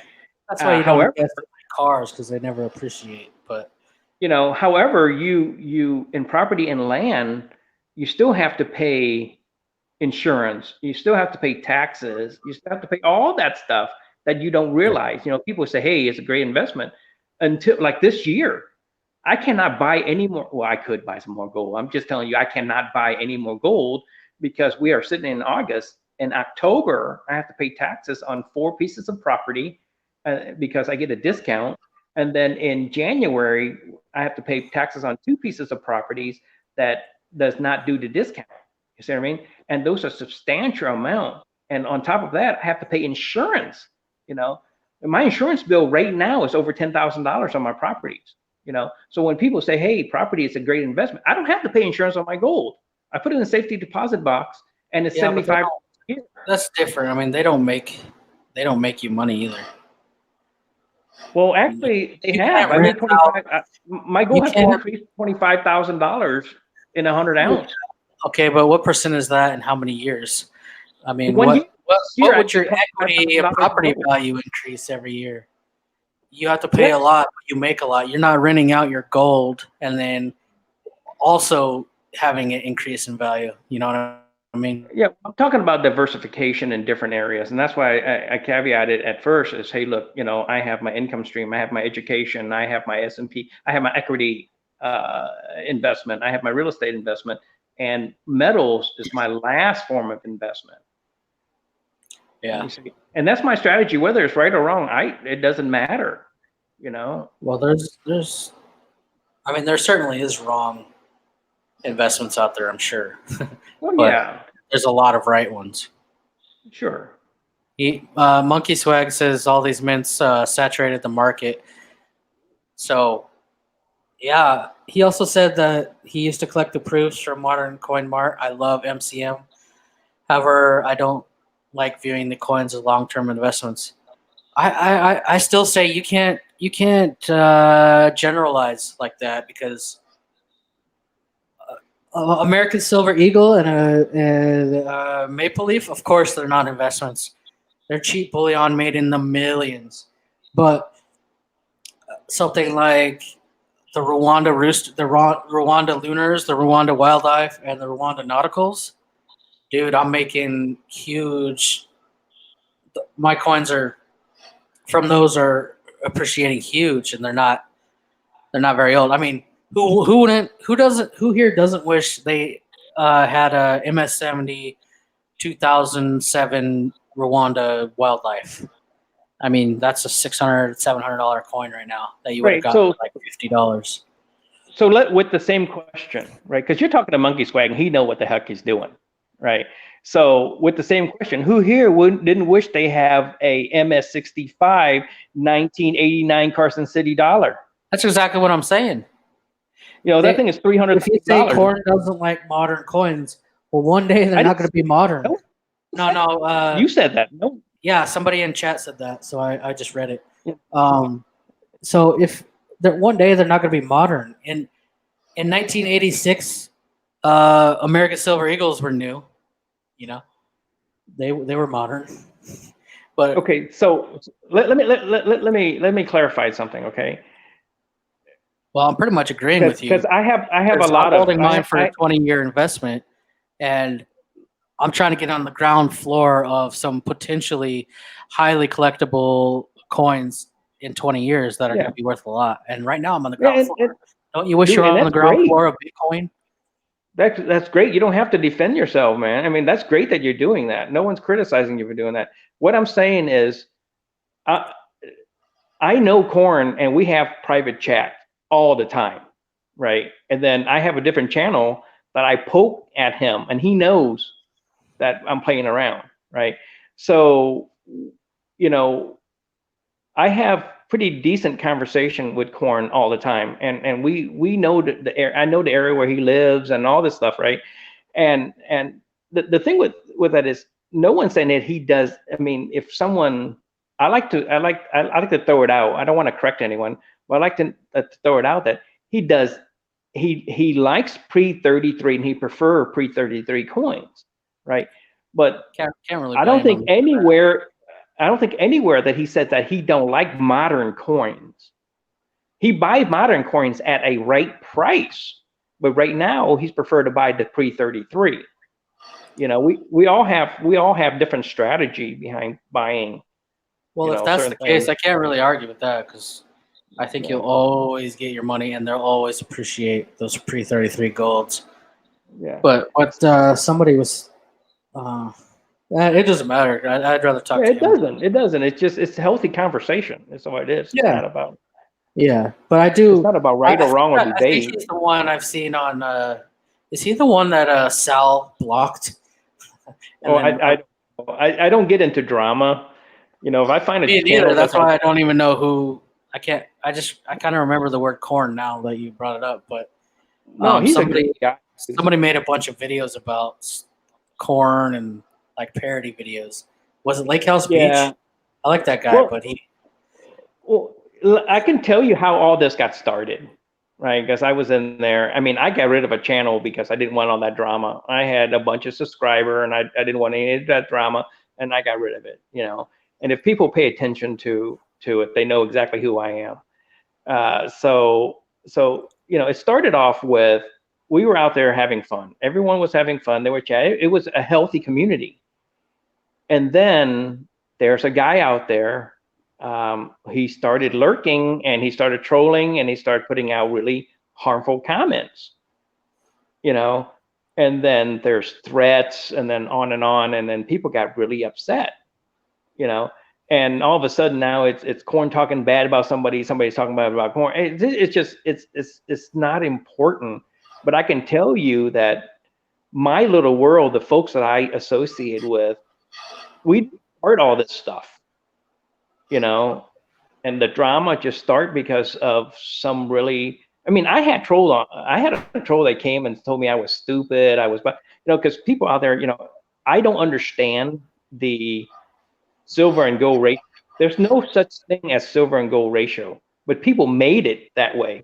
You know, I mean, why don't they go out there and compare silver and grapefruit, you know, ratio? You know, there's no correlation there. You know, silver is silver, gold is gold, palladium is palladium, tin is tin, you know, copper is copper, right? And I made a video and I got this troll that came and blah blah blah, you're stupid, you don't know what you're talking about, you know, on and on and on. You know, I said, man, I don't need to deal with this crap. You know, I Well, pay. hold on. There's a lot of comments. I can't get too far behind because Yeah, go ahead. this subject changes. Yeah. Monkey said, "Yeah, I wanted to address this because I love Perth Mint." He said, "Perth Mint have successful series like God of Olympus and Wedge Tails, but they have way more forgettable series like Ships That Never Sailed and Discover Australia." Yeah, that's true. That's really true, Monkey. So I talked to Perth Mint, like some rep whatever, to Perth Mint the other day because I was asking him about this, and basically some of these odd series like the Homer Simpson and dude, they have so many lunars and bunch of bullshit. They're not. They make them for whoever, but it's not theirs. You know, like these Marvel ones, whatever. Most of the coins they make are not theirs. People just pay them to make them and sell them. They go straight. Somebody pays you to make a series that they design, go straight to MCM or whoever, and they sell them. So they don't really care about those. But so I asked him because I was asking about the emus, the swans, wedge tails, not Kruger, kookaburras, and the koalas, and they only own the koalas and kookaburras, not the swans or the emus. So they couldn't even tell me how many years they're gonna do, because I like series, you know. And so those are the best ones: kookaburras and koalas. I have all year of koalas in MS70, and they just appreciate each one appreciates so much every year, and those do great. But yeah, they have a ton of series for sale at Amex that are Yeah. you definitely have to pick and choose. You can't just buy everything. I mean, I can't think of anything from U.S. Mint that's modern that is numismatic or that's a good investment. American Silver Eagles. I have a proof 1986 Silver Eagle, the first one ever made, and it's going for the same price as the 2019 one. If it hasn't appreciated in 34 years, then that's a good indication. It's a piece of shit series. It's only for bullion. Donald says corn put down the poured silver bullion people. Yeah, Donald, there's a deeper history there, man.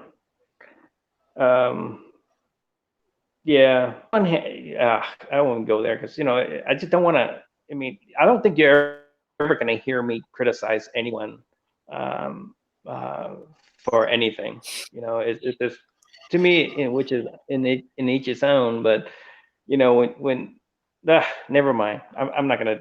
I don't Sorry, care man. I about didn't mean to do strategies. The that. only people I criticize are the ones that do false clickbait titles. Because then I click on something thinking it's going to be one thing and then it's totally different. God damn it, it pisses me off. So they deserve, if they can't do the crime, if they can't do the time, don't do the crime. They deserve a little bit of criticism if they're going to do that. Yeah. But that's not the Well, strategy. like I don't have any room to talk. I'm the dumbest guy in the building all the time, so it just Oh, what the hell? Whatever. you know what I mean. That's how I think. It's just like there's people that do their people do their things. Nice. I haven't got into Kookaburras Monkey because I'm too late. What was the first one? 1992 or something? That's one that I really wish I could get the whole series. I try to collect coins that are a series, and I try to get all of them in the series, like peace dollars, koalas, and I just didn't start soon enough on Kookaburras. I've tried. I've thought about it so many times, but there's so many fucking koalas. Kookaburras.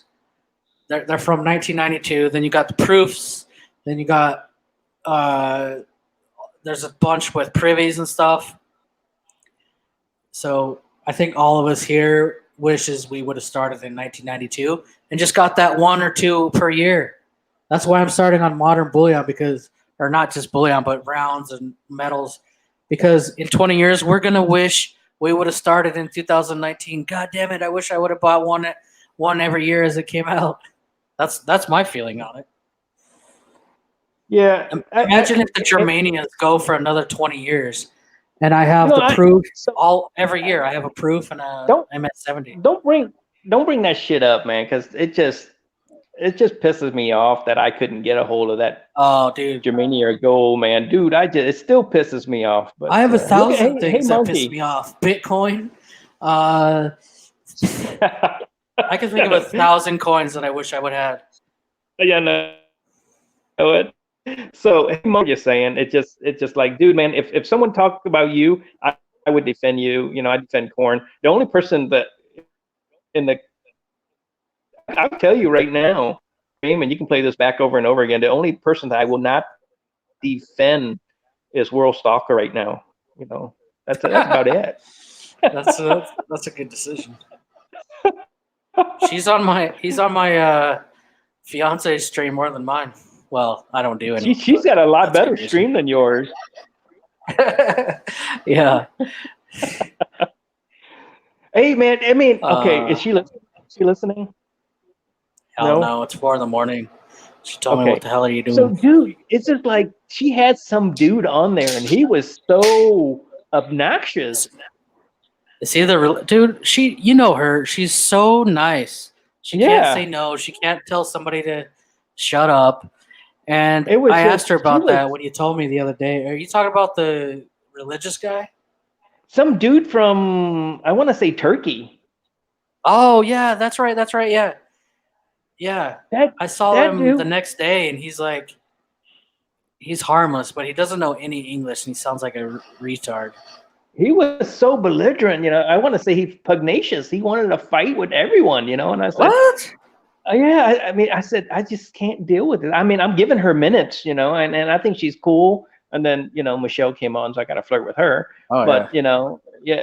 That's what I Oh, told her. I'm like, stop giving everybody the link. Like, she's so nice, and like, she sent the link to somebody else. She said, and then that guy, because she saw that guy before on a different chat, probably Michelle's, and so she's like, yeah, I know. I didn't want him to come on, but whatever. yeah. Yeah, she's got her numbers. She just needs some hours now. And, Yeah, she just started I'll 2 months ago. I'll start sharing her out, and she's got a few loyal people that plays her, that stay on stream with her. But I Yeah, think, I mean, she's got a lot of loyal people, depending on yeah, what time of day, if it's Philippines or U.S. It's pretty crazy because we decided like my biggest thing is time management when we start new businesses or whatever. Because we both run the scuba diving site, as you know, and our other businesses. And then I'm like, YouTube is a lot of work, man. So let's it do it is. for 1 month, and if you hit a certain milestone and you feel like keep going, then we'll talk. And she fucking passed it. She got to 1,000 subscribers in like a month. I'm like, oh god, okay. Well, I guess we'll. Is this what you want to do? Because our other business is like dying down, which took all her time. And it's Right. either start this and try to run with it, make a business out of it, which I have a ton of experience in YouTube and media business. So I have friends that, I mean, we have a big head start over a lot of successful YouTubers that we know. So, or advantage, I mean. So I'm like, you know what? Don't get another job. Just make this your full time job, and let's give it 12 months and see if it's worth it. Yeah, she'll get her hours. I mean, she'll get her hours because when she's on, I'm on, and I let it run until my battery runs out. Thanks, And man. to get her hour, to get her hours, but it's just like it's kind of hard, and she's got her, like I said, she's got her numbers, and I hope you guys take off, I think she will. We just set up the studio like 2 days ago. I think you saw it probably. Oh, I'm using it right now. Never mind. Yeah, I saw it, it's pretty cool. Um, we made a whole bunch of plans, like what videos we're gonna make for her, and then we're just making a 12-month goal and strategy. And if she could hit 20,000 subscribers, then I think she'll take off from there. If she Yeah, could hit to 20,000 within a year, I told her we would keep doing it. yeah, that's a pretty good check, you know Yeah, we'll see. I mean, we'll invest some money into it a little later. I Do got some I got a advertising. I got a friend of mine. His daughter does. She transitioned from a physician assistant. She doesn't want to do that anymore, so she retired from that, and she does crocheting and like knit one, purl two, crap like that. She's got 74,000 subscribers. Yeah, there's some crazy niches, man. And Yeah, I'm even thinking about doing this channel. You know what I mean? This was like a hobby, yeah, but I'm even thinking about what I could do with this channel. yeah, yeah. And I mean, I'll start sharing you out, and we can start doing. I think what's going to help if you do a little grow stream, on your spare time, just say come grow with us, because those grow guys, those guys are doing grow streams, they get subscribers and hours like you wouldn't believe. Yeah, I think I've been on what's it called, Pusa Studios or whatever. Yeah, they're trying to hit their 10,000, and it's just that tactics.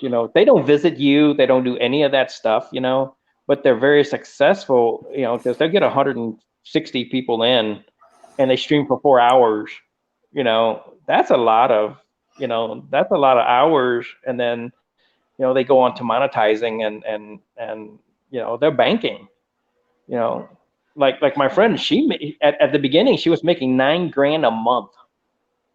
with you know, 70,000 subscribers. 74,000, and she was doing all kind of, she was doing all kind of ads, and I think she's down to like 3,000 a month now, but she's gone. I think it's above 74,000 now. Well, we definitely we know how to monetize. This is like we have experience in the business already. Like you do. You're very good at the e-commerce business. yeah, we've been every level on blogging and on the website, and it's YouTube and Instagram and Facebook. We're just an extension of that. We sold our first business, and then we helped. I helped a lot of people. I run a Facebook group for travel blogging, and to help new ones. So I helped grow a lot of big channels, man.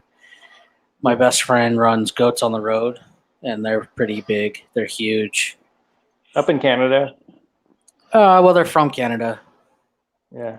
But they live in Grenada right now. They travel. Yeah. That's where it's at. So I saw someone from Seattle in the chat. I'm not sure who it is. Wesley Salway just said he's from Seattle earlier. Yeah, I love Seattle, Yeah, it reminds me of Colorado, but with an ocean. Yeah, and the Colorado's super also. I spent some time in Colorado Springs. Dude, Colorado's the best state. So beautiful. Yeah. My parents all moved to Montana though, and I went and visited, and it's still not Colorado. The only place that reminds me of Colorado, like geographic or I guess geographic or not geographically, like the nature, is Switzerland, the Swiss Alps. Man. So clean and everything. Yeah, pristine. Yeah. It's pristine. I mean, the only thing I don't like about it is I just couldn't afford it. It's getting pretty bad now, but it's so big. I mean, it's not Texas, but it's so big. You can get like I lived in a really small town. It's still probably expensive, but I wanted to live in Seattle at one time in my life. Of course, I couldn't afford Seattle, so I was looking at Tacoma, and back then home was out of reach for me. And gosh, I did a conference out in. I led a conference out for my boss. He runs a big tech company. He's the CEO of a big tech company, and we leased the EMP museum. It's right underneath the Space Needle. We leased it for one night, and it was to lease the Avatar. So one of my guys went in there and signed a contract, and they leased the Avatar exhibit, and it was like $900 a night. And I said, no, get the whole museum, take it out of my budget. So we got the whole EMP museum for $3,000 a night. So yeah, it's pretty cool. I mean, we had exclusive to that museum. And then the next day, the next day we went and leased the Boeing Museum. And I don't know if you knew, but the Wright brothers in North Carolina, they built their planes out of the Little Red Barn. So Boeing bought the Little Red Barn because they bought the pattern of the aircraft pattern from the Wright brothers.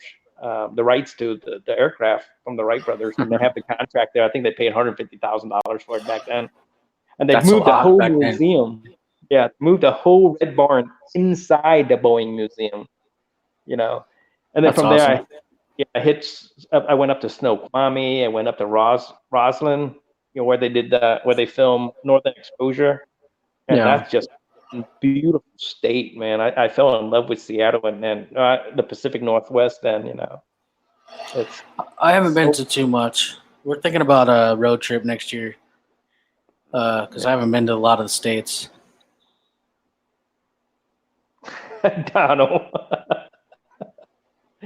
Donald, dude, you got a nice state too.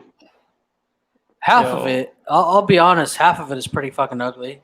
And I didn't know, I thought all of it was ugly. I didn't know it actually had some nice spots. And I did a road trip. New Mexico? Yeah, I didn't know. New Mexico's nice. Yeah, but it's got some shitty desert when you go real south and south, almost towards Texas, southeast. Then I took a road trip through to visit some friends, and I left Roswell and went west. Not it was a little northwest, and damn man, it's up in the mountains and stuff. The Rockies, the Colorado Rockies, extended down into New Mexico, and we were up in some black timber. It was actually really beautiful. I was surprised. It's beautiful. I thought it was all desert like West Texas.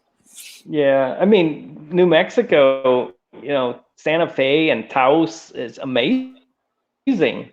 Yeah. It's beautiful. What I guess Texas it's is ugly just- as ugly can be. Oh, dude. It's the only place in the U.S. it I've here been 'cause where I'm you near- can't drink the water.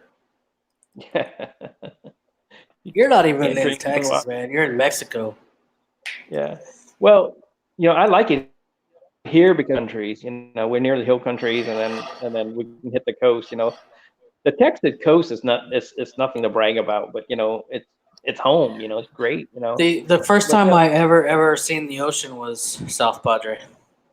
Yeah, it's not too bad. It's just I don't know. Crime's Did you everywhere. know?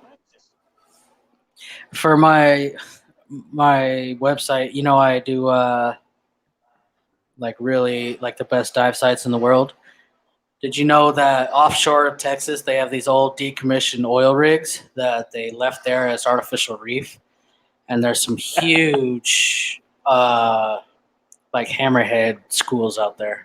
Really awesome diving. Yeah, we go fishing out there. Yeah, we go. Yeah, we I go. bet we they're. go. Yeah, I'd love to go out diving out there. Yeah, we go. I see. The thing is, you dive. I fish. I go to Hawaii and I caught a marlin. Yeah, I don't mind fishing. And in Hawaii, but and then my favorite fishing place is out of Destin in Florida. We go out and it's just amazing. You can get triggers and groupers and snappers and you get all that. Here in Texas, you get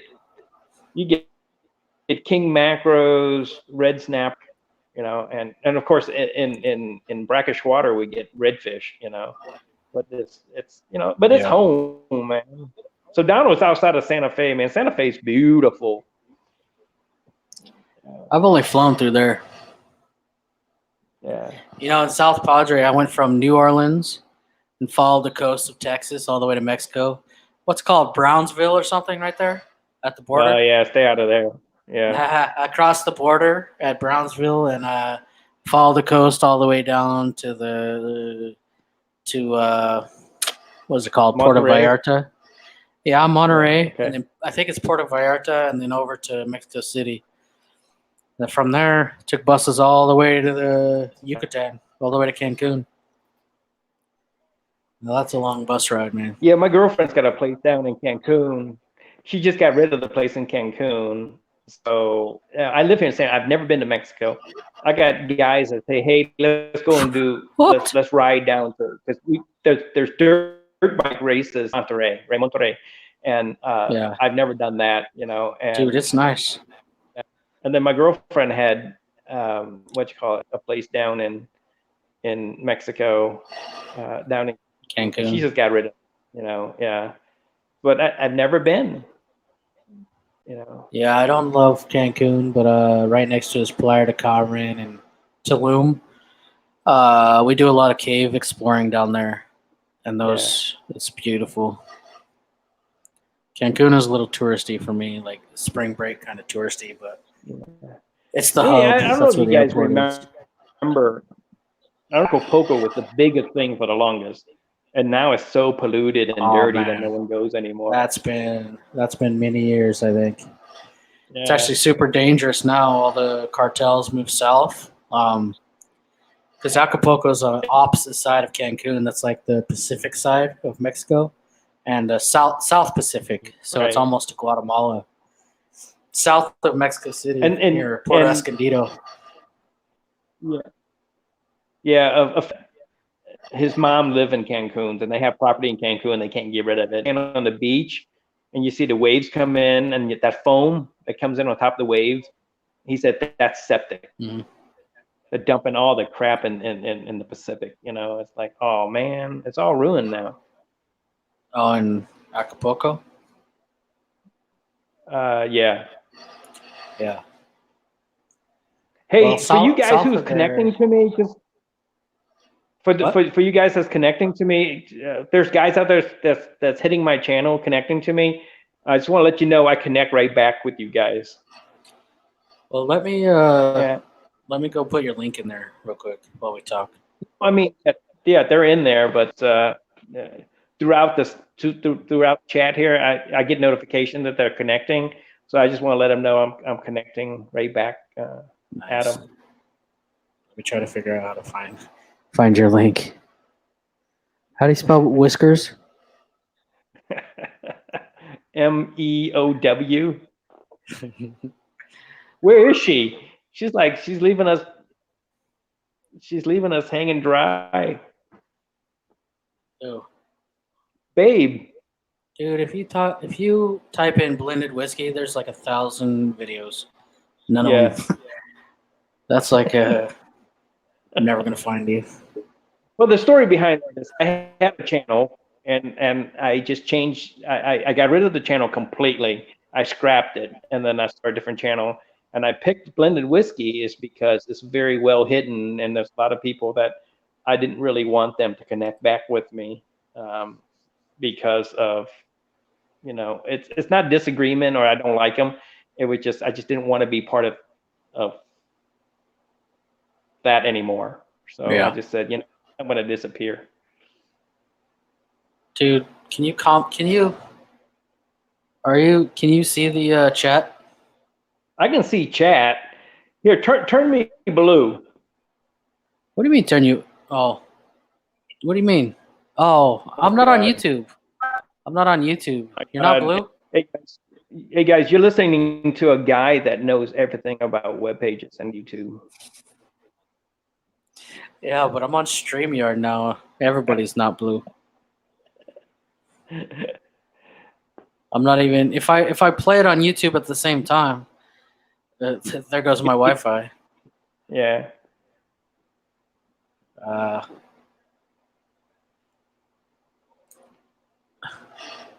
But I'll do it real quick. Just gotta turn off the video or the audio. There's whiskers. Oh my God. Report, Hey, remove. sometime this week I'll let you know when I'll go live.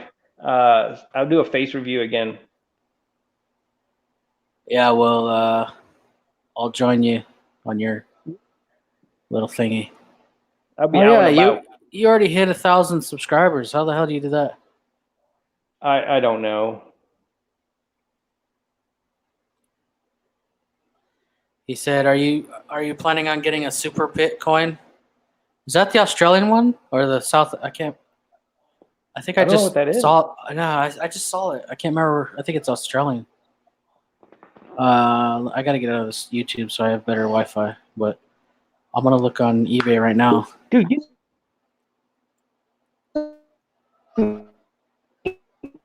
coins out there, right? So that I got a couple more coins I just have to release. I haven't released them yet. I try to release a video every like 5 days or so because when you're just releasing gold videos, it's like it's really hard. And then I told you I have like insurance and taxes I have to deal with. But it's like Doctor Who, he's like a pretty badass collector, and he's pretty cool, right? And so He's pretty funny.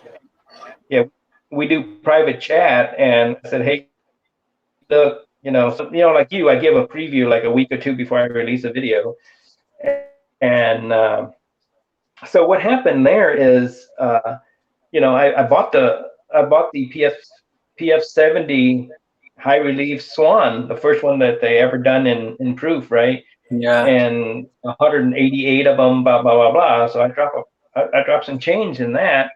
And then after that, who turned around, he sent me a text and said, hey, are you getting the unicorn? And I said, no, I just spent a whole crap load on this Swan, right? And then right after that, he released a note and said, are you getting the black beard coin? And I said, God dang it. I just can't go out there and just continue to drop $25 on a gold 1 ouncer, but So, and then I saw him putting out a video of the black beard coin. I said, "Oh, you SOB," you know. He's hilarious, And of man. course, I watched a few of his yeah. videos. He's an old, crusty dude that don't give a shit. He'll just get drunk, bullshit, yell at you, just have all kinds of fun. He's He'll awesome. just randomly throw up his live stream in a bar or something. Yeah, he's awesome, man. And then He's got some then good coins too. He's just like enjoying retirement or something. yeah, Wowing out. and that dude. And then he started dropping. And then he said, "Are you getting this?" And I said no. And he said, "Get it because the price is good. It's still under 2,000." And I didn't get it. And like 3 days later, it's like 2,500. And I said, "Well, son of a gun," you know.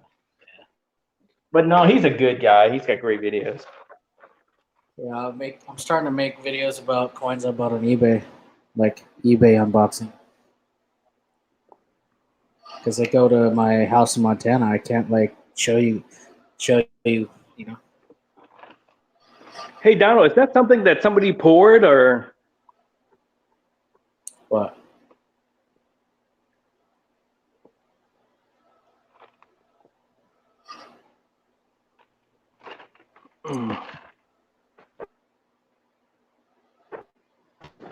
I really like these Rwandas. If you ever see a Proof 70 Rwanda Rooster silver, let me know. Yeah, I do like the rooster. I got the MS70s, but I need the. Oh, I missed it, Ozzy. I forgot to look. Quarter ounce, probably. I think I only have like one coin from Germany.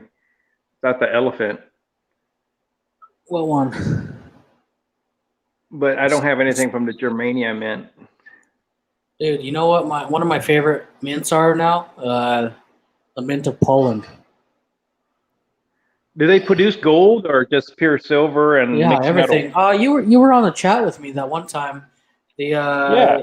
They did the puzzle gold, Yeah. giant puzzle piece. Yeah, Shit, that looked like that's expensive.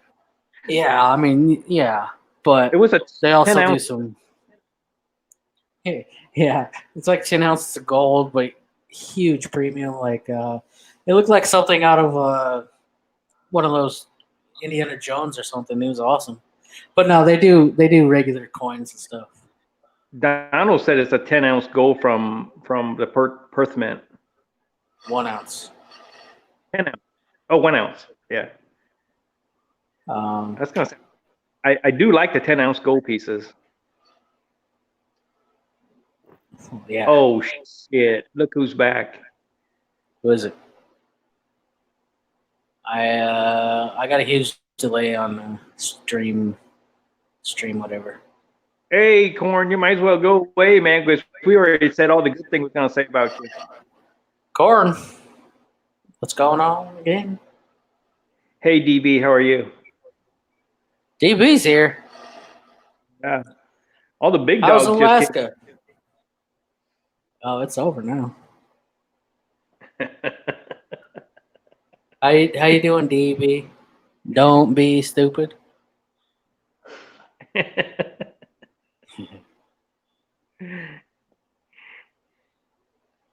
Yeah, we just talked about like all kinds of things, Corn, but now I'm like out of energy for that fucking argument again.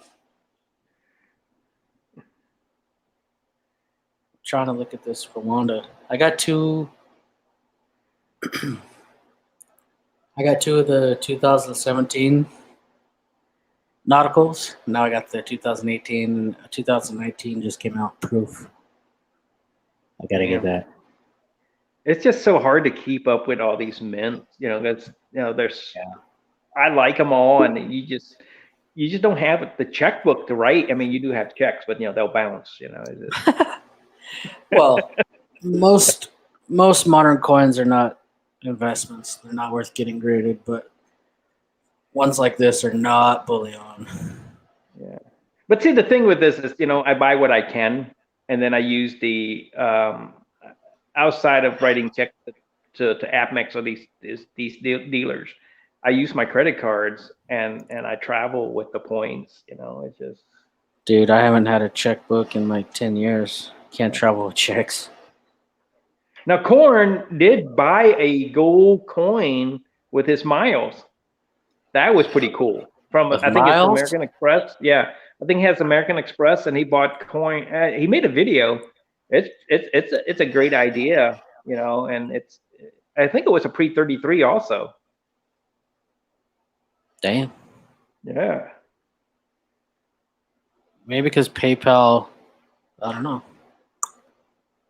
What the hell? You getting teeth pulled? So yeah, Judea might have to get a molar or two pulled too. Oh shit. Is that what they're called? Wisdom teeth or something like that? There's no wisdom in my head, so you can't pull anything.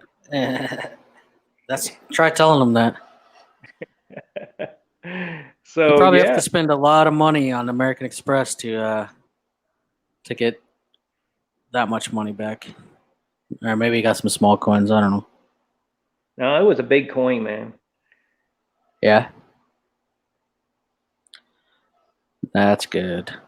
I think the next series I'm gonna go for is peace dollars. You know Silver Stealer. Yeah, I've seen him around. I haven't talked to him, but Yeah, we did a chat together, and he just finished all peace dollars, and hey, he gave me the history and some stuff because I'm not too good at U.S. coin like I don't know a lot about it. I do yeah. know. I like getting So series, and there's no way I'm gonna ever finish the Morgans. So I'd yeah, really like to get some. I think I'm gonna start going for peace dollars. yeah. If you look at those graded peace dollars and Morgans and etc., there's Monkey knows a lot about it, and a guy named the Silver Surfer. He does have a pretty awesome collection. And then, hey, Corn, he was talking. Um, World Stalker was talking that he's interested in the $2 or $5 gold pieces, the pre 33, and I told him to get a hold of you. Yeah, I really like those Indian. There's two different Indian designs, and one I like and one I don't. Yeah. So that's the man you want to hook up with, and I But don't know, maybe you won't because when you look at his gold stack, you just want it. You know, it's just like I mean, I look at Coin gold videos, and I said, damn, I'm never gonna get one of those things. You know, and then he just doesn't show you one; he'll show you like a thousand of them.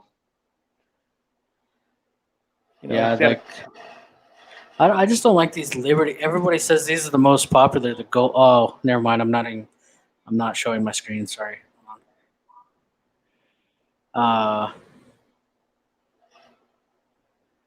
Corn spends $40,000 a month on his Amex card. I thought he said Atmex at first. yeah, that's how I read that too. I read that at first too, and I said no. Jesus Christ.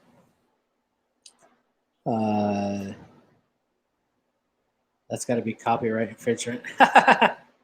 Yeah. And actually, his thumbnails it does have the Silver Surfer on it. Does it? Yeah, but he's a real good genuine guy too. I've seen him in chats, but man, I'm always in Limey's chat or whoever's chat, and I'm not gonna like follow everybody I see, you know. But Yeah, if somebody tells me they're good, then you know, this is my favorite design. I don't like these Liberty ones, but it's just me. It doesn't mean anything. yeah. But I love these ones. I don't know if you can see it or not. I can't see any. Incus Indian. I don't know what they're called. Incus Indian heads. I think these are the best design. Yeah, those are 2000. Is that the 2.50 or 5? I think this one's 5, but yeah, I think Yeah, it's the same design as 250. Yeah, I don't know anything about those. Yeah, 5. When I when I first started getting into silver, I thought I was cool. I thought the only channel I knew about was what's his name, Silver Slacker. Um, and he's not. I wouldn't consider his silver like investment coins or anything, but Blended just disappeared. Anyways, I thought I was gonna be cool like him and just get cheap bullion, and I got a bunch of silver coins with this this design. Businesses can rack up the points. My cigarette vending racked it up if I am willing to stand in line. I got 14 out of the 15 coins in the 250 Indian head quarter. Oh wow, that's pretty sweet. I bet the 15 one is like a hard to get one or what, Corn? Yeah. What are you missing? Oh, Blended is back. Yeah, I keep on dropping. That's because I'm pushing a bunch of buttons. Yeah. I started at Match Channel. What the hell is that? Silver Fortune. Found everyone else from there. Yeah, I don't know who that is. The only two I watched like 3 years ago was Big Stack McGee and Silver Slacker.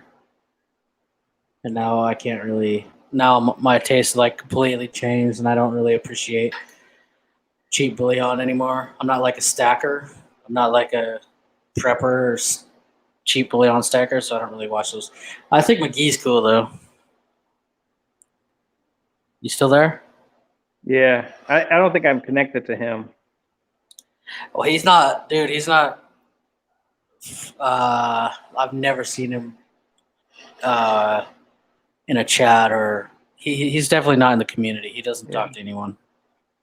He's a bigger one. Yeah. The 1911Ds is expensive. Yeah, some of those coins. Yeah, I'm gonna try to get the date sets of peace dollars for now. I like coins that I can finish the series. That's why I like modern ones that are gonna be worth something, because we're basically getting in on the ground floor like those nauticals. And if they continue those nauticals for another 20 years, or the Rwanda wildlife or Rwanda lunars, well, I guess you What can are only do lunars for 12 gold years, right? turbans? Say what? Have you looked at the gold turban coins? The turban head? What is that? I think I don't know. I've seen some turban heads out there. I think it's before the Liberty heads or the Indians. I have no idea what you're talking about. Yeah, it's from the U.S. I think it's from the U.S. Mint, and I think it's before it's a pre-33. I think it's before the Liberty heads. It's called Turban Head? Yeah, the turban heads. What? I doubt it. Or no, turban bust? Is it a bust? I don't know. Bus head. Try bus head or something like that. I'm not familiar with them. There's a few of them out there. I don't think so. Yeah, I think it's bus. Well, I mean, Corn, not that. tell them that what I'm talking about. I'm screwing it up, man. I sound really stupid right now. fucking Turban Head. Or, What? no, the turban head are very old gold coins. See, look at Monkey chimed in. Where? See? Hold on. Yes, I'm not that dumb after all. Well, what? Can I look at it on eBay? Yeah. 10-ounce high relief Dragon Viking. I don't know. I haven't really. I seen it once and I didn't even bother looking at it. Let me see. 10-ounce Dragon Viking. Oh yeah, the antique. Yeah, it looks pretty sweet. I wouldn't say. Are you asking about like investment wise? Because I wouldn't say it's got any numismatic value or collector value. And the only reason I mean, it's got bullion value, you know. And the only reason I say that is because the one time I thought about 10-ounce rounds was the Valiant. You know the Valiant whiskers? You there? Yeah, Oh, I can hear you. I'm trying to read chat. Is it? Well, there's a Drake bust, but there's I don't know. Look for I don't know what I don't know what it is. I'm still talking But about the freaking dragon. oh yeah, It looks cool for silver. I wouldn't call it an investment coin or numismatics or anything. oh I see it now. That's pretty cool. That's a big coin. But yeah, the 10-ounce Valiants or even the 1-ounce Valiants, those are awesome coins. But they're not worth shit. They haven't appreciated at all. I wouldn't consider them. Britannias do, but the Valiants are just bullion. He said, "Have you seen my link? What? Did you see a link? What link? He can't put in a link because he's not blue. Oh, what was the link? Yeah, you're right about that, Wesley. There's a ton of coins that I wish I would have got in on their first year. You know, I mean, just even this 2017 Proof Krugerrand, it's $1,000 now. It's just a fucking 2017. That's a lot of money. It's crazy, huh? So, I mean, $1,000. It's like 3 days in New Orleans for me. that's like 5 minutes in Vegas for me. But Okay, look up what he just. It's an AU-53. He just dropped it. He said, look up $17.99, $10 turban head NGC AU-53 on AppMex. 1799. That old? Yes. Well, it's 17. Oh yeah, pre fucking 1833 is what you meant. I'm not gonna look it up because I just want to see you look it up. Which it is. How did he know what that was? Dude, I that dude knows stuff. Look at you. You're shopping for a wife. He said go to AppMex. 17.99 turban head NGC 53. That's pretty hard to find a 53. It's probably a restrike, right? No, it's real stuff. It's a U.S. coin. Yeah. What the fuck? Oh, yeah, I've seen those. I didn't know they're called turban head. What the hell is that? That is ghetto. $30,000. See, you just there you go. That's the only way you're gonna top porn. What? Are you getting it? God no, I ain't got that kind of money. You should collect that tree. Shit, I can sell. I gotta sell my. Well, my liver's no good, so I gotta sell like kidneys or something. 30. What the hell are you talking about? This turban head, $30,000. I think that's a cheap one. Wow. What is there, a vintage of 2? No. I think the 19 is it a are you still there? Oh. We were talking one day in chat. I think it was a 1927D or 17D or 11D or something like that. There's only like 6 known US pre-33 coin. and it's like $6 million. It's like Jesus. Shit. Is that it? Yeah. Some of these things get. South Korean tiger. Why are you after the 10-ounce ones, Ozzy? Because I'm not even sure about the 1-ounce South Korean tiger. I have all the Chiwus because I think those are kind of the flagship coin of Korea, of what is it called, Comsco or whatever that government mint is. I think it's Comsco. So I just got the, what is it, 2017, 18, 19 MS70 Chiwus, but um uh yeah, I'm not that excited about the tigers or the ghost ones. I think they're kind of more gimmicky. Uh I don't know. I could be wrong though. I haven't really decided. But even the Chiwus that are the best are their best coin, they're not even appreciating very much. I have all of them in MS70, and they're appreciating, but I don't think any of them are over $100 yet. Maybe barely. Just so many coins, man. There's just so many of them. Oh, Ozzy's got to go. He's got to go surfing. Oh, Have a good one, Ozzy. take care, buddy. My oldest gold coin is the 1835 classic head quarter. He paid $500 for it. Man, That's a good deal. Is it? I don't have any gold coins except for like modern bullion. I think I have a bunch of 1/10 ounce maple leafs because I couldn't afford an ounce at a time.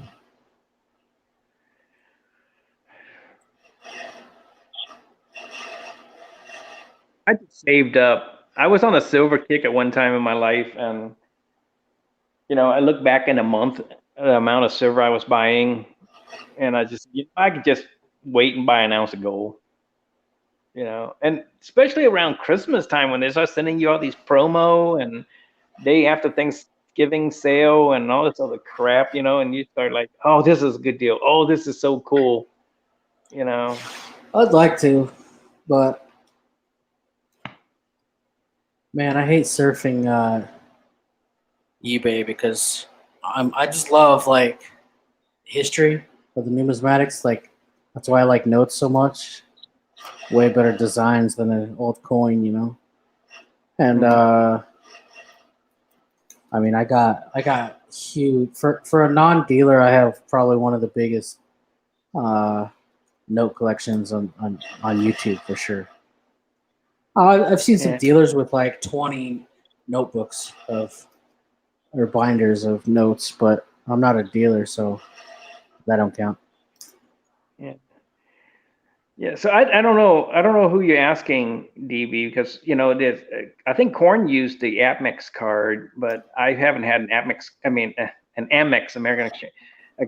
I haven't had an Amex card in years, but I've had a Black Marriott card that when I used to travel like a lot, and I would just use that card to stay.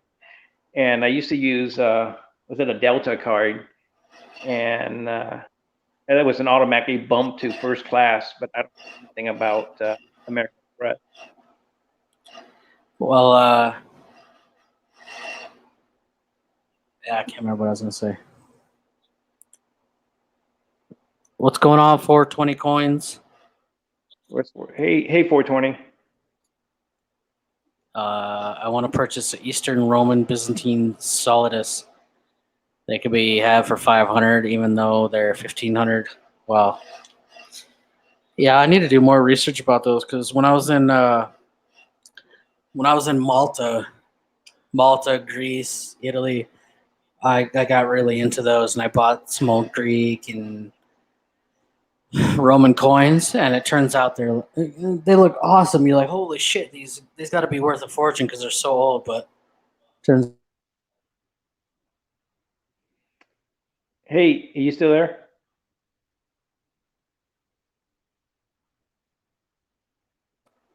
That's awful, man. Did you read what 420 wrote? Yeah, somebody stole their coin. That sucked. Did you hear? Did I cut out, or did you hear what I said about what I got in Malta? No, I didn't hear any of that. You cut out.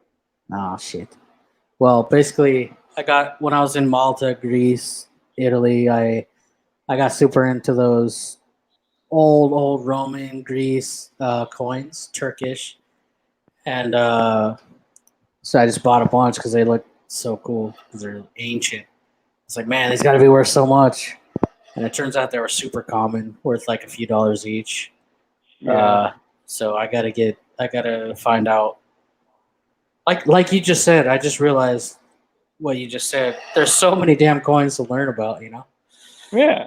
It's like I have a pile right next to me right here full of freaking foreign coins, and I have no idea about any of them. I go through them and I try to find the euros because when I travel to Europe, I need to go to the bathroom and you have to. Yeah. It's all vending, you know. It's like, damn.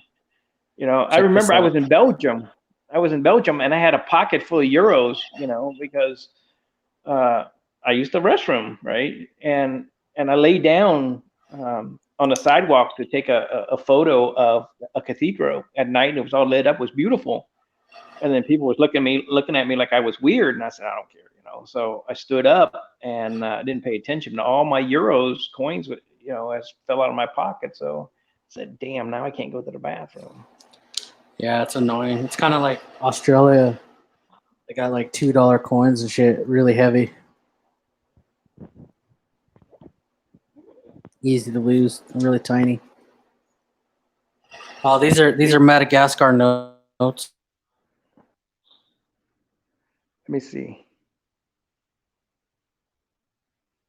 Did you freeze up again? All right, I'm Yeah. out again. Can you hear me now? Yeah. I don't think. I think that time it was my fault, and he he thought it was his fault, so he left. He was a coin dealer from the U.S., so you may know him. He came to the U.K. and was robbed at gunpoint. Damn, that would suck. That's why I don't have any of my coins with me. I'm traveling Asia right now. Um, I send all my coins back home. It sucks because I want them. Barbarians didn't conquer the Roman Empire. The Eastern Roman Empire survived. Eastern Roman Empire is also known as Byzantine. The Eastern Roman Empire fell in 1453 during Columbus time.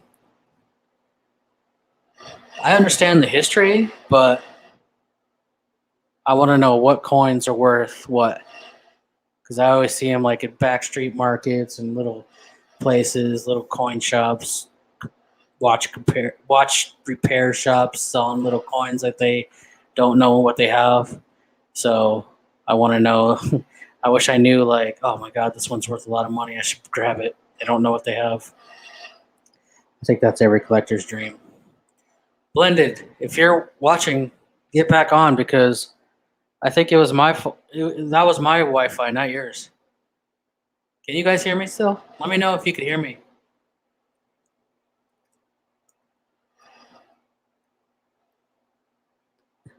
Hear me. Yeah, I can't spell.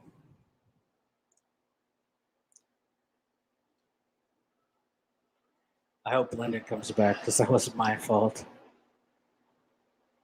Check this out. Oh, I just got this last month when I was in Cambodia. I got it for like 20 cents. It's worth maybe $12 in this condition. I got a bunch though. Oh, what is this? What year is this? I don't remember. It's been too long. Cambodia is weird. Now they don't take their own money. They only want dollars. I can't even remember. This is probably like the 60s. I got a few of them in Cambodia. If you got, oh my god, I missed all these comments. Blended, dude, it wasn't your fault. Come back. That was my fault. Yeah, sorry, Donald. I was like, can you guys hear me or not? Because there was no comments. But my little mouse is on there and it wasn't scrolling. And then I was like, oh shit, and I scrolled and there was a whole bunch. My family is Vietnamese. I wonder if I have in my Vietnam notes. I was in Vietnam like 4 or 5 months ago.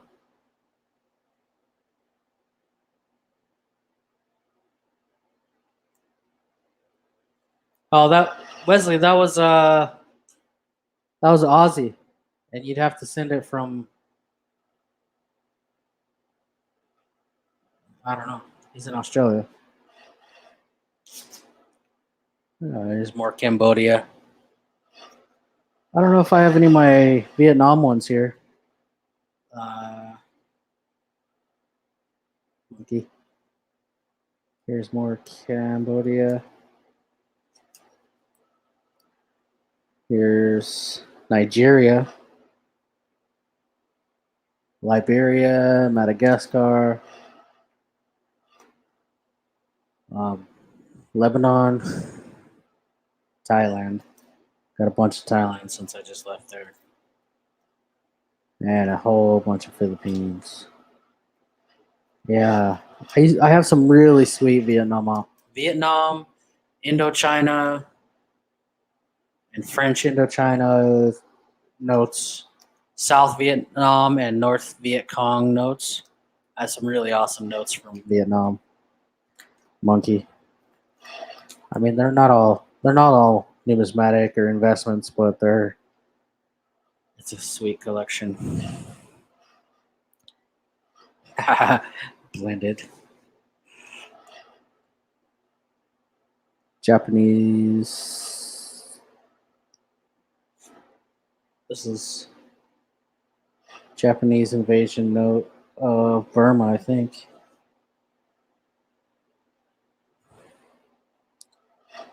Japanese government. They burned all the local notes and put their. Oh no, that's Indonesia. So I think it was Indochina at the time. But I have Burma. I went to Burma, found some really sweet notes. It's hard to find good condition, but look at these tiny ones.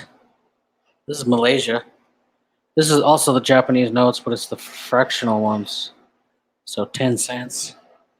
Japanese government. The M means Malaysia. That one's not in great condition, but this is 5 cents. This is from the war. I'm trying to get all the Japanese invasion notes of each country and each denomination. I have all the Filipino ones. That's what I was going to sort. I have a whole bunch.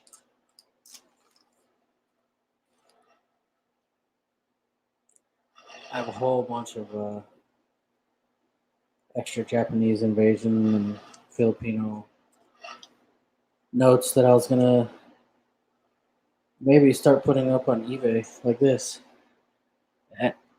Uncirculated condition. It's got the purple background from the bank. It's Japanese 1,000 pesos. It says Philippines. I have all the denominations of this one. If you guys want to buy this set from me, let me know. I could put together a set because there's other collectors here. It's not just the 1,000 pesos. There's well, for Philippines, just let me know. I could put together a set for you and sell it. Let me see. Yeah, I have. So there's 1,000 pesos, 100 pesos, 1 peso, 5 pesos, 50 centavos. It goes on. I think there's like 10 of them. So let me know if anybody wants to get the collection as well. Let me know. I think it was Ozzy. Does anyone know his info? No. I don't know Ozzy's email or anything, but just go check out his channel. It's just scroll up in the comments and click Ozzy Alchemist. Check out his channel.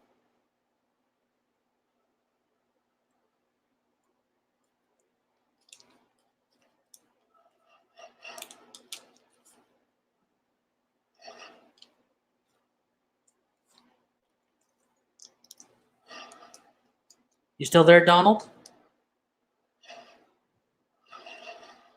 How's Santa Fe?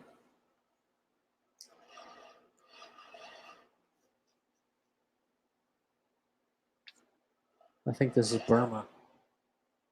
1 cent.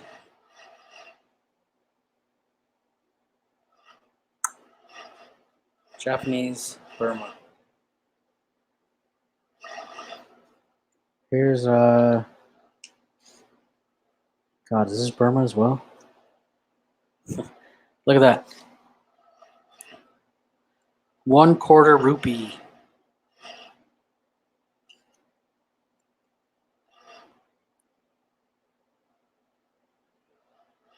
That's awesome. Oh, it's nice there. It's pretty hot here, except for right now. It's 5 in the morning. Half rupee. These are like 1944s or something. It's cool. I found a whole database of all the Japanese invasion money from the war, and I'm trying to get every country and every denomination or whatever you call it. It's pretty hard. Philippines was the easy one. It's raining. I like when it rains here. It's less hot.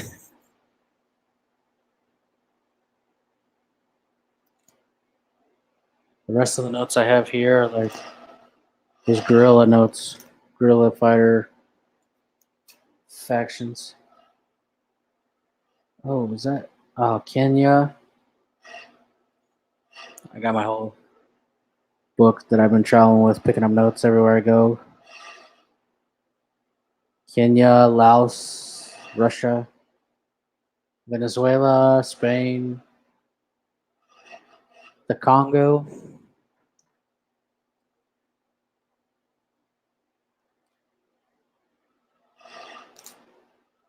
The wisdom teeth. What?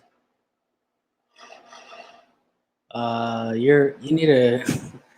I think you need to buffer, or you need to load, Wesley. I think we were talking about wisdom teeth like an hour ago.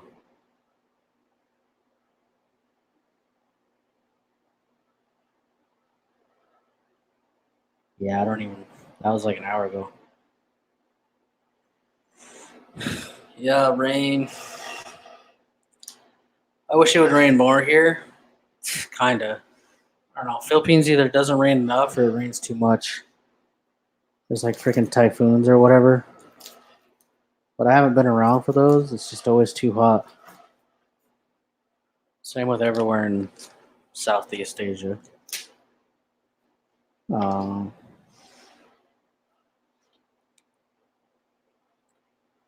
But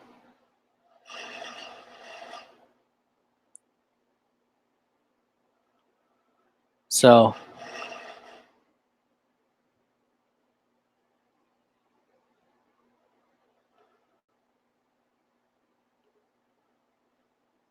Jesus, $30,000. How did they get this? Somebody basically sold this coin to them.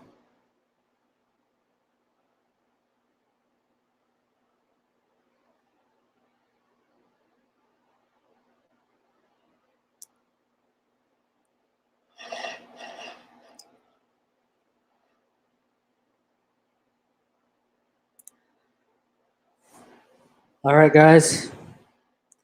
Dang it, I said I was going to check out Silver Limey's video, but let's see if he put it on there yet.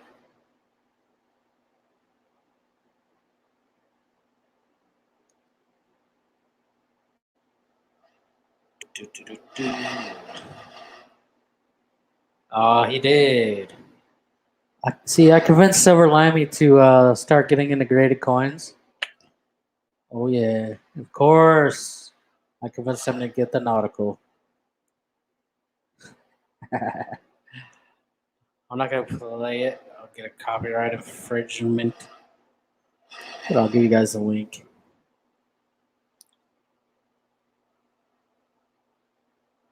Um,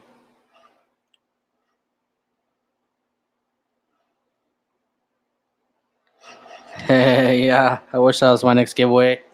That'd mean I'm really rich. $30,000. It's crazy. Where are you located again? 420.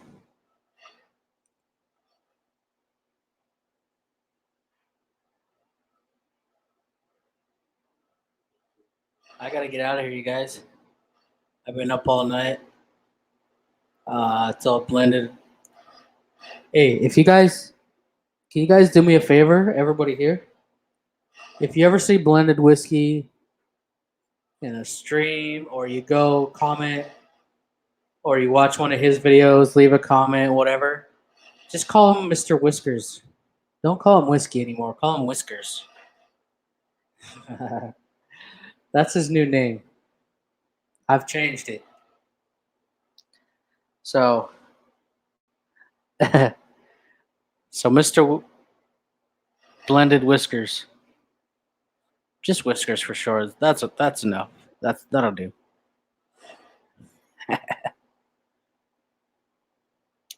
All right. UK. Dude, UK is always rainy. Yeah, 420. Tell them, hey, Whiskers, World Stalker sent me.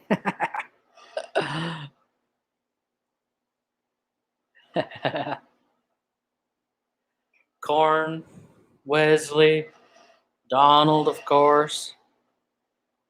Mr. Monkey, of course. I'm going to check out your videos, Mr. Monkey. We have a lot in common, it sounds like. DB Stupid, hope if you're still there, have fun in Alaska. And the ATM machines, the vending machines. And I'm going to get out of here, guys. Here is a link to Silver Limey. He just posted a video about his new pickups, I guess. I think he got the Nautical MS-70 and some other, I don't remember what the other ones he got, Krugerrand or something. So check those out. I'm going to go watch it as well. Thank you all for watching, though, and hanging out with me. Just bullshitting. I hope you guys are bullshitting while I bullshit together. And I will see you on the next one. I'm going to upload tomorrow. So, see you guys later.